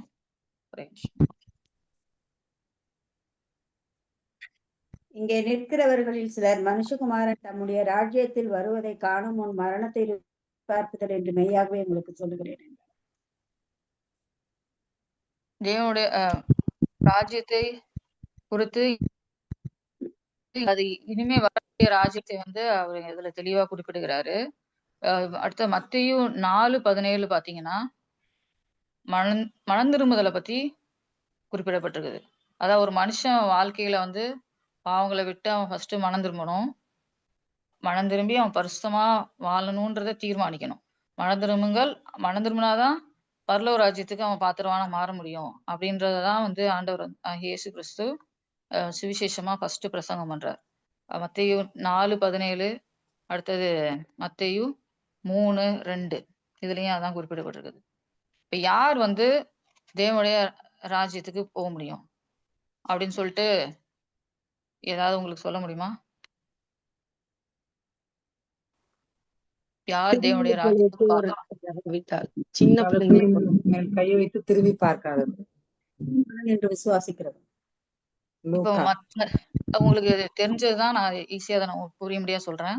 மத்தேயு 5:3 அதை எடுத்தீங்கன்னா ஆவியில் எளிமை உள்ளவர்கள் பாக்கியவான்கள், பரலோக ராஜ்யம் அவர்களுடையது. இப்ப நம்ம ஆவியில் வந்து எளிமை உள்ளவர்கள் பாக்கியவான்கள், பரலோக ராஜ்யம் பரலோக ராஜ்யம் அவர்களுடையது. இப்போ நம்ம வந்து எப்பயுமே தாழ்மையா ஆண்டவருடைய வார்த்தைக்கு நம்ம கவனம் செலுத்துகிறவர்களா இப்படி காணப்படும்படியா ஆண்டவர் விரும்புகிறார். அப்படிப்பட்டவர்களுக்கு தான் பரலோக ராஜ்யம் அப்படின்னு சொல்லப்படுறது. அடுத்த வசனம் பாத்தீங்கன்னா 5:10 நீதி நிமித்தம் துன்பப்படுகிறவர்கள் பாக்கியவான்கள். நீதியின் நிமித்தம் துன்பப்படுகிறவர்கள், ஆண்டவரின் நாமத்தின் நிமித்தம் சரியா நம்ம செஞ்சிருந்தாலுமே ஏதோ ஒரு காரியத்துல நமக்கு ஒரு அநீதி இருந்தா அது நிமித்தம் நமக்கு வந்து பரலோக ராஜ்யத்துக்கு போகக்கூடிய வழி உண்டு. அடுத்ததா பாத்தீங்கன்னா ஒரு சிறு பிள்ளைய போல நம்ம இருந்தா நமக்கு வந்து பரலோக ராஜ்யத்துக்கு போகக்கூடிய தகுதி இருக்குது. மார்க்கு 10:14. மார்க்கு 10:14. தேவன் வந்து மக்களை நேசிக்கிறாரு. அவர் என்ன நினைக்கிறாருன்னா அந்த ஜனங்கள் அவரோட கூட நிரந்தரமா இருக்கணும். அவங்கள அவரோட ராஜ்யத்துக்கு அவர் இப்ப எங்க இருக்கிறாரு? பரலோகத்துல இருக்கிறார். மார்க் 10:14 பாத்தீங்கன்னா சிறு பிள்ளைகள் என்னிடத்தில் வருவதற்கு இடம் கொடுங்கள், அவர்களை தடை பண்ணாதிருங்கள். தேவனுடைய ராஜ்யம் தேவனுடைய ராஜ்யம் அப்படிப்பட்டவர்களுடையது. அப்படிப்பட்டவர்களுடையது. சிறு பிள்ளைகளை போல இருக்கணும்ன்றாரு. அது போல மத்தேயு 7:21 பாத்தீங்கன்னா பிதாவின் சித்தம் செய்கிறவர்களா நம்ம இருக்கணும். இப்ப நம்ம உலகத்துல எவ்வளவு ஆண்டவருக்காக செய்யறோம், ஊழியம் செய்யலாம், ஆண்டவருக்காக எவ்வளோ நேரங்களை ஸ்பெண்ட் பண்ணலாம், இல்லை ஜெபிக்கலாம். ஆனா பிதாவின் சித்தம் என்னன்ட்டு நம்ம ஒவ்வொருவரோட வாழ்க்கையிலையும் அதை அறிந்து அதன்படி செய்யறவங்க தான் பரலோக ராஜ்யத்துக்கு போக முடியும். ஒவ்வொரு ஆளுக்கும் ஆண்டவர் வந்து ஒவ்வொரு ஒர்க்கு கொடுத்துருப்பாரு. இந்த பிளானுக்காக நம்மளை வந்து சிருஷ்டிச்சிருப்பாரு. அது என்ன நம்ம அறிந்து பிதாவின் சித்தத்தை செய்யறவங்க மாத்திரம்தான் நம்ம எங்க போக முடியும்னா பரலோக ராஜ்யத்துக்கு போக முடியும் அப்படின்னு சொல்லி போக முடியும். அது நம்ம பார்வையில ஒரு சின்ன ஊழியமா இருக்கலாம். என்ன கைப்பிரதி ஊழியமா இருக்குதே, என்ன இப்ப ஜெபிக்க சொல்றாங்களே, இது என்ன ஒரு ஊழியமா அப்படின்னு நினைக்கலாம். ஆனா நம்மளை குறித்த திட்டம், நம்மளை குறித்த நோக்கம் வந்து அதுவாதான் இருக்கும். அதனால நம்ம ஆண்டவரோட சித்தம் என்ன அதை அறிந்து அதை செய்யும் போது நம்ம பரலோக ராஜ்யத்துக்கு போக முடியும். இல்ல ஆண்டவருடைய நாமத்தினால பல காரியங்களை செய்தாலும் ஆண்டவர் என்னதான் கடைசியில சொல்லுவாராம், நான் உங்களை அறியேன்னு சொல்லுவாரு. அந்த நிலைமைக்கு நம்ம ஆகக்கூடாது. நம்ம இந்த நாள்லயும் பிதாவின் சித்தம் செய்கிறவர்களாய். இப்போ ஒரு பாஸ்டர் வந்து பரலோகத்துக்கு போனாராம். ஒரு உண்மை சாட்சி. அதுல பாத்தீங்கன்னா அவரு நிறைய ஊழியம் செஞ்சாரு. ஆனா பரலோகத்துக்கு போகும்போது ஆண்டவர் கேட்ட கேள்வி, இதெல்லாம் உன்னை நான் செய்ய சொன்னனா? அவர் வந்து அவரோட இஷ்டத்துக்கு அவரோட இன்ட்ரெஸ்ட்டுக்கு அவர் செஞ்சாரு. எல்லாத்தையும் என்ன பண்ணாருன்னா நியூஸ் பேப்பர்ல, டிவில அப்படி எல்லா இடத்துலயும் அவர் பெரிய ஆளுன்னு உலகத்துல இருக்கும்போது தெரியும். ஆனா பரலோகத்துக்கு போகும்போது எதுவுமே வந்து ஆண்டவரோட பார்வையில நிக்காது. ஆண்டவர் சொல்லி செய்யற காரியங்கள் மட்டும்தான் நம்மளை வந்து பரலோகத்துக்கு கூட்டிட்டு போய் சேர்க்கும். ஸோ பிதாவின் சித்தம் செய்கிறவர்களா நம்ம வந்து காணப்பட வேணுமாய் ஆண்டவர் நம்மள்ட்ட விரும்புகிறார்.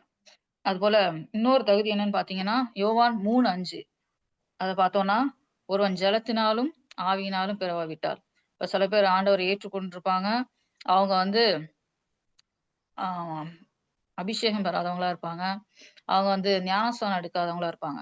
அப்படிப்பட்டவங்க வந்து பரலோக ராஜ்யத்துக்கு பிரவேசிக்க முடியாது. இந்த அனுபவங்கள் வழியா அவங்க வந்து என்ன பண்ணணும்னா, கடந்து செல்லணும். யோவான் 3:5 யாராவது படிக்கலாமா? யோவான் 3:5 ஒருவன் ஜலத்தினாலும் இயேசு பிரதித்திரமாக, ஒருவன் ஜனத்தினாலும் ஆவியினாலும் பிராவிட்டால் தேவனுடைய ராஜ்யத்தில் பிரவேசிக்க மாட்டான் என்று மெய்யாகவே மெய்யாகவே உங்களுக்கு சொல்லுகிறேன். அப்ப இந்த அனுபவம் நமக்கு வந்து பரலோக ராஜ்யத்துக்கு போகணும்னா, இந்த அனுபவம் நமக்கு தேவை. நம்ம ரட்சிக்கப்பட்டிருக்கலாம், எவ்வளோ ஆண்டவருக்காக கிரியை செய்யலாம். ஆனா நம்ம வந்து ஞானஸ்நானம் பெற்றிருக்கிறவங்களா இருக்கணும். ஞானஸ்நானம் பெற்றிருக்கவங்க வந்து அடுத்த லெவலுக்கு போகணும். அபிஷேகம் பெறணும். அபிஷேகம் பெற்றவங்க ஆவியின் வரங்களை நாடணும். அதுபோல ஆண்டவருக்குள்ளே நிலைத்திருக்கிறவர்களா நம்ம வந்து காணப்படணும்.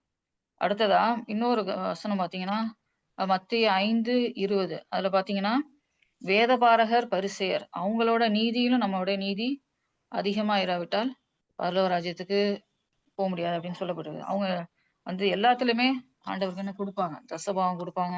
எல்லாத்துலயுமே கரெக்ட்டா இருக்கணும்னு அப்படின்னு நினைப்பாங்க. இப்ப அவங்கள விட வாரத்துல 2 நாள் உபவாசம் பண்ணுவாங்க. இப்ப நம்ம அவங்கள விட ஒரு படி கூட இருக்கணும் அப்படின்னு நினைக்கிறாரு ஆண்டவர். அதுபோல தேவனுடைய ராஜ்யத்தையும், அவருடைய நீதியையும் தேடுங்கள். அப்பொழுது இவைகள் எல்லாம் கூட கொடுக்கப்படும் அப்படின்னு சொல்லப்பட்டிருக்குது. இப்ப நம்ம பரமண்டத்துல இருக்கிற ஜெபம், அதாவது லார்ட்ஸ் பிரேயர்ல பாத்தீங்கன்னா, உடைய ராஜ்யம் வருவதாக அப்படின்னு சொல்லிட்டு நம்ம அந்த ஜெபத்துல பாக்குறோம். இதுல வந்து யார் வந்து பரலோக ராஜ்யத்துக்கு தகுதி இல்லாதவன் அப்படின்னு சொல்லிட்டு பாத்தீங்கன்னா, லூக்கா 9:62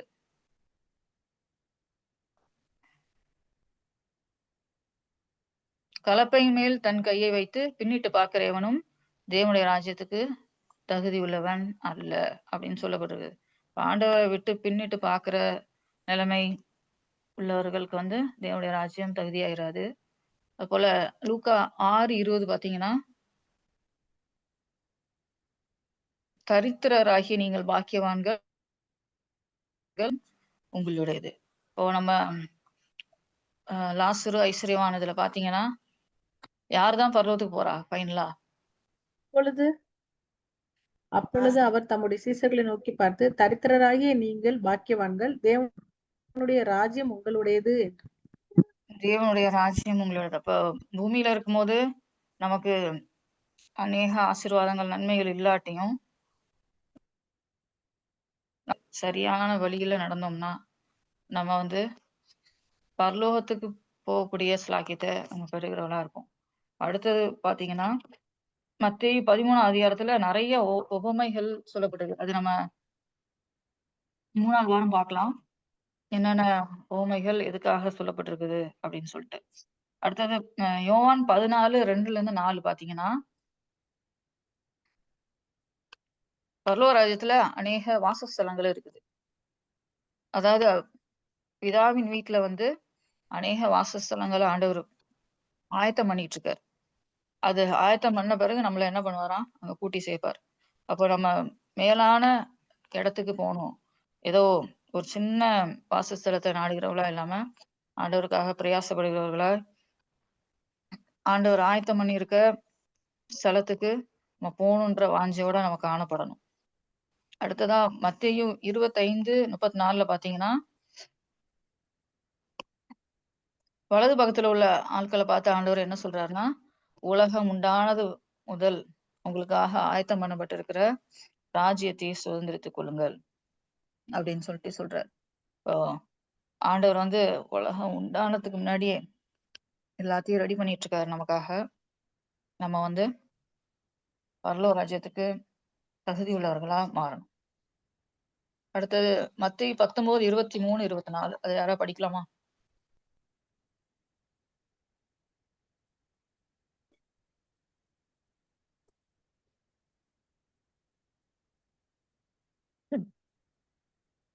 பத்தொன்பது 23. அப்பொழுது இயேசு தம்முடைய சீசர்களை நோக்கி, ஐஸ்வர்யவான் பரலோக ராஜ்யத்தில் பிரவேசிப்பது ஐஸ்வர்யவான்கள் பரலோக ராஜ்யத்தில் பிரவேசிப்பது அரிதென்றும் மெய்யாகவே உங்களுக்கு சொல்லுகிறேன். பிரவேசத்தை பார்க்கிலும் ஊசியின் மேலும் காதில் ஐஸ்வர்யவான் தேவனுடைய ராஜ்யத்தில் பிரவேசிப்பதை பார்க்கிலும் ஒட்டகமானது ஊசியின் காதிலே நுழைவது எளிதாயிருக்கும் என்று உங்களுக்கு சொல்லுகிறேன் என்றார். இதுல தெளிவா இருக்கு, ஐஸ்வர்யவான்கள் தேவனுடைய ராஜ்யத்துல பிரவேசிப்பது ரொம்ப கடினமான விஷயம் அப்படின்னு சொல்லிட்டு. தரித்திரர்கள் பரலோக ராஜ்யத்துக்கு பிரவேசிப்பார்கள். அது போல மேலான ஒரு அழைப்பு குறித்தும் மத்திய சொல்றாரு. அதாவது மத்திய 19:12 பாத்தீங்கன்னா, தாயின் வயிற்றிலிருந்து அன்னகர்களாய் பிறந்தவர்களும் உண்டு, மனுஷர்களாய் அன்னகர்கள் ஆக்கப்பட்டவர்களும் உண்டு, பரலோக ராஜ்யத்து நிமித்தம் தங்களை அன்னகர்கள் ஆக்கி கொண்டவர்களும் உண்டு அப்படின்னு சொல்லிட்டு ஒரு கேட்டகரி இருக்கு. பரலோக ராஜ்யத்துக்காக சுவிசேஷத்துக்காக நிறைய மிஷினரிகள் பரிசுத்தவான்கள் வந்து ராஜ்யத்துக்காக அன்னகர்களாக இருந்தாங்க, இப்பயும் இருக்கிறாங்க. இது வந்து எல்லாருக்கும் உள்ளது இல்ல. ஆண்டவர் வந்து ஒரு மேலான அழைப்பா அதுல வந்து சொல்றாரு. அடுத்ததா பாத்தீங்க ஆரம்ப ஊழியமும் சீஷர்களை அழைத்தலும். இந்த ஸ்கிரீன் உங்களுக்கு தெரியான்னு மட்டும் பாருங்க.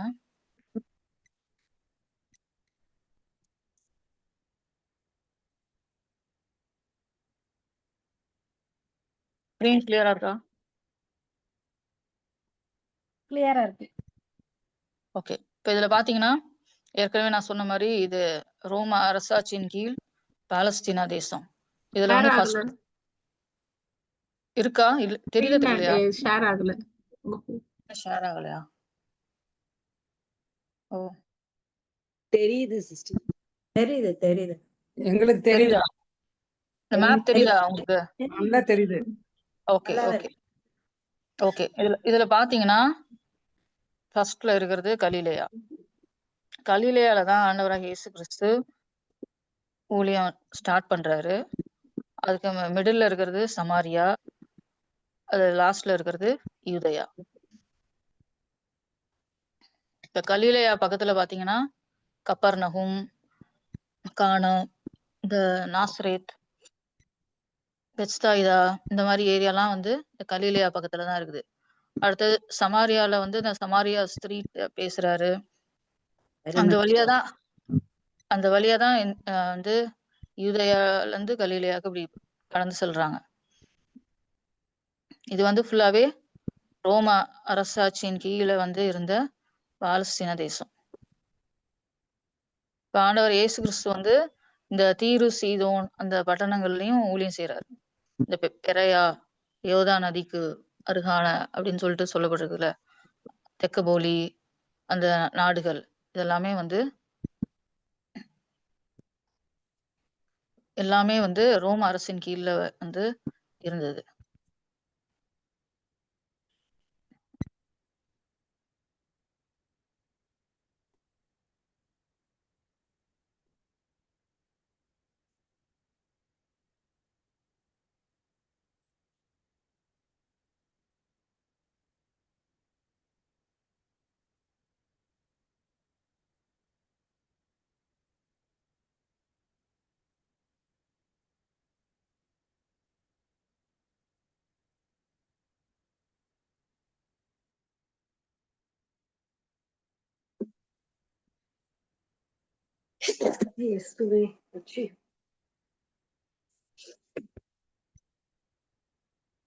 இந்த ஸ்கிரீன் உங்களுக்கு தெளிவா தெரியுதா?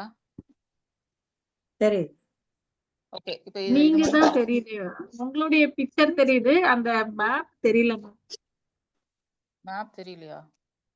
இது மேப் தெரியல, உங்க ஸ்கிரீன் தான் தெரியுது, மேப் ஷேர் பண்றது தெரியல. படம் தெரியுது தெரியுது சிஸ்டர். ஒரு டெக்ஸ்ட் மாதிரி ஒரு டேபிள் மாதிரி ஒண்ணு தெரியுது. காஸ்பல் கம்பேர்ட் அண்ட் எங்களுக்கு நல்லா தெரியுது. எங்களுக்கு நல்லா தெரியுது. Christ public ministry. சிலருக்குலாம் தெரியல எப்படின்னு தெரியல. ஓகே. சரி, இப்போ இத நான் ஷார்ட்டா சொல்லிடுறேன். நம்ம நெக்ஸ்ட் கிளாஸ்ல கண்டினியூ பண்ணிக்கலாம். ஃபர்ஸ்ட் வந்து யூதயால இயேசு கிறிஸ்து பிறக்குறாரு. அதுக்கு அடுத்தது நாசரேத்துல வளர்க்கப்படுறாரு. அடுத்தது 3வது பாத்தீங்கன்னா எரிகோல ஞானஸ்நானம் எடுக்கிறாரு. பெரையா அந்த சால்ட் டெட் சி அதுக்கு பக்கத்துல 3ன்னு போட்டிருக்கு. உங்களுக்கு மேப் கிளியரா இருக்கா? அடுத்த 4 பாத்தீங்கன்னா is major ministry head quarters. அது ஃபுல்லாவே கலீலியால தான் ஆண்டவர் இயேசு கிறிஸ்து ஊழியம் செய்றாரு. அடுத்தது எருசலேம்ல ஆண்டவருடைய பாடு, மரணம், உயிர்த்தெழுதல் எல்லாமே வந்து எங்க இருக்குன்னா எருசலேம்ல இருக்கு. இது ஏற்கனவே நம்ம வந்து கம்பேரிசன் பார்த்தாச்சு. அதை நம்ம வந்து நெக்ஸ்ட் கிளாஸ்ல கண்டினியூ பண்ணலாம். ஆண்டவரை இயேசு கிறிஸ்து செய்த ஊழியங்கள் எந்த வருஷத்துல இருந்து எந்த வருஷம் ஊழியம் செய்யறாரு. ஃபர்ஸ்ட் கலீலியா ஊழியம், யூதேயா ஊழியம், அடுத்தது பெரிய மினிஸ்ட்ரி. எவ்வளோ, அதாவது ஃபர்ஸ்ட் நிறைய ஜனங்கள் ஆண்டவராக இயேசு கிறிஸ்துவோட அற்புதங்களுக்காக வராங்க. அதுக்கப்புறம் நிறைய பேர் ஆண்டவரை விட்டு போறாங்க. ஏன்னா அந்த யூத குழுக்கள், அந்த தலைவர்கள்னால. அப்புறம் ஆண்டவர் எத்தனை சீஷர்களை தேர்ந்தெடுக்கிறாரு? 12. அதுக்கப்புறம் 70 சீஷர்களை 2 பேரை அனுப்புறாரு. இந்த காரியங்கள் எல்லாம் இந்த லைஃப் ஆஃப் ஜீசஸ் வந்து நம்ம நெக்ஸ்ட் கிளாஸ்ல கண்டினியூ பண்ணலாம். இது வரைக்கும் யாருக்காவது ஏதாவது டவுட் இருக்கா?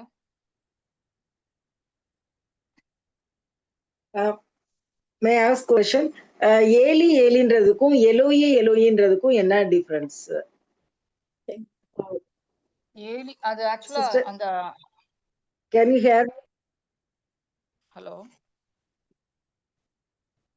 Hebrew word. அது அரமிக் லாங்குவேஜ்ல ஸ்தோத்திரம் தான் அது பாஸ்டர். சொல்லப்பட்டிருக்கு. நம்ம இந்த ஓ, டவுட்ஸ் வந்து எனக்கு சொல்லுங்க. நம்ம வந்து நெக்ஸ்ட் கிளாஸ்ல அதை வந்து உங்களுக்கு எக்ஸ்பிளைன் பண்றேன். ஆக்சுவலா 8:45 ஆயிடுச்சு. sure. எல்லா நம்ம நோட்ஸும் கொடுத்துருவீங்கல்ல சிஸ்டர் எங்களுக்கு? நோட்ஸ் கொடுத்துருவோம். ஆமா, thank you thank you. Thank you, sir. Notes இந்த ஃபைல்ஸ் எல்லாமே உங்களுக்கு ஷேர் பண்ணிடலாம். அது ப்ராப்ளம் இல்லை. உங்களுக்கு எதுவும் டவுட்ஸ் இருந்துச்சுன்னா டெக்ஸ்ட் பண்ணுங்க. உங்களுக்கு எல்லாமே நான் ரிப்ளை பண்ணுவேன். நெக்ஸ்ட் வீக் டெக்ஸ்ட் என்ன படிக்கணும்? இந்த சிலபஸ்ல உள்ளதுதான்.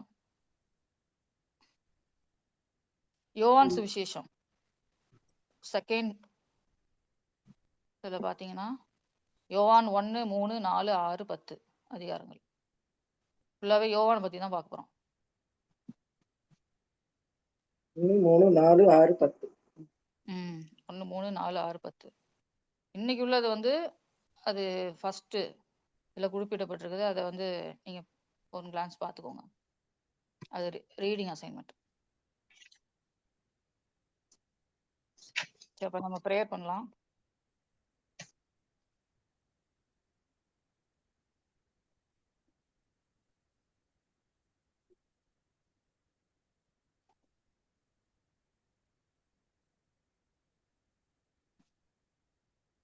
எங்களை அதிகமாக நேசிக்கிற அன்பின் பரலோக தேவனே, இந்த நாளிலும் அப்பா ஆண்டவரே அப்பா, இந்த 3 சுவிசேஷங்களை பற்றி நாங்க பார்க்க நீங்க கொடுத்த கிருபைக்காக நன்றி. அப்பா, உங்க வாழ்க்கை வரலாறு, உங்க உபதேசங்கள் ஆண்டவரே, தேவனுடைய ராஜ்யத்தை பத்தி எல்லாம் நாங்க படிக்க முடியாது நீங்க கிருபை கொடுத்தீங்க. நாங்க ஒவ்வொருவரும் உங்க ராஜ்யத்துக்கு பாத்திரவான்களா இல்லை தகுதிப்படுத்த வேண்டுமா ஜெபிக்கிறோம். பண்ணி கிளாஸ்க்கு வந்திருக்க ஒவ்வொருவரையும் ஆசீர்வதிங்க. வராம இருக்கிறவங்களுக்காக ஜெபிக்கிறோம். அவங்களும் கற்று ஆண்டவரே உங்க நாமத்தை மேம்படுத்த கிருபை தாங்க. ஒவ்வொருவரையும் ஆண்டவரே ஸ்தோத்திரம், ரத்த கோட்டைகளை மறைத்து பாதுகாத்துக் கொள்ளுங்க. எங்க காலேஜையும் உங்க கரத்துல தருகிறோம். ஆண்டவரே ஸ்தோத்திரம், எங்கள் மூலமா உங்க நாமம் அநேகருக்கு ஆண்டவரே கடந்து செல்ல வேணும். அப்பா, அநேகர் ரட்சிக்கப்படும்படியான கிருபை தாங்க. ஆண்டவரே நீ சொன்ன கட்டளையை நாங்க நிறைவேற்றுகிறவர்களாய், அப்பா நற்செய்தியை அநேகருக்கு சொல்லுகிறவர்களாய் ஆண்டவரே ஸ்தோத்திரம், எங்க வாழ்நாள்ல அப்பா உங்க பிரியமாய் உங்க சித்தத்தை செய்கிறவர்களாய் ஆண்டவரே பரலோக ராஜ்யத்துக்கு வந்து சேர எங்க ஒவ்வொருவருக்கும் நீங்க கிருபை தர வேண்டுமா ஜெபிக்கிறோம். உங்களை தாழ்த்தி உங்க சமத்துல வைக்கிறோம். மீட்பர் இஸ்லாம் ஜெயக்கலும் நல்ல பிதாவே, ஆமென். Amen. Amen. Praise Lord. Thank you, sister. Thank you. Thank you, Thank you, sister. sister. Thank you. Thank you, sister.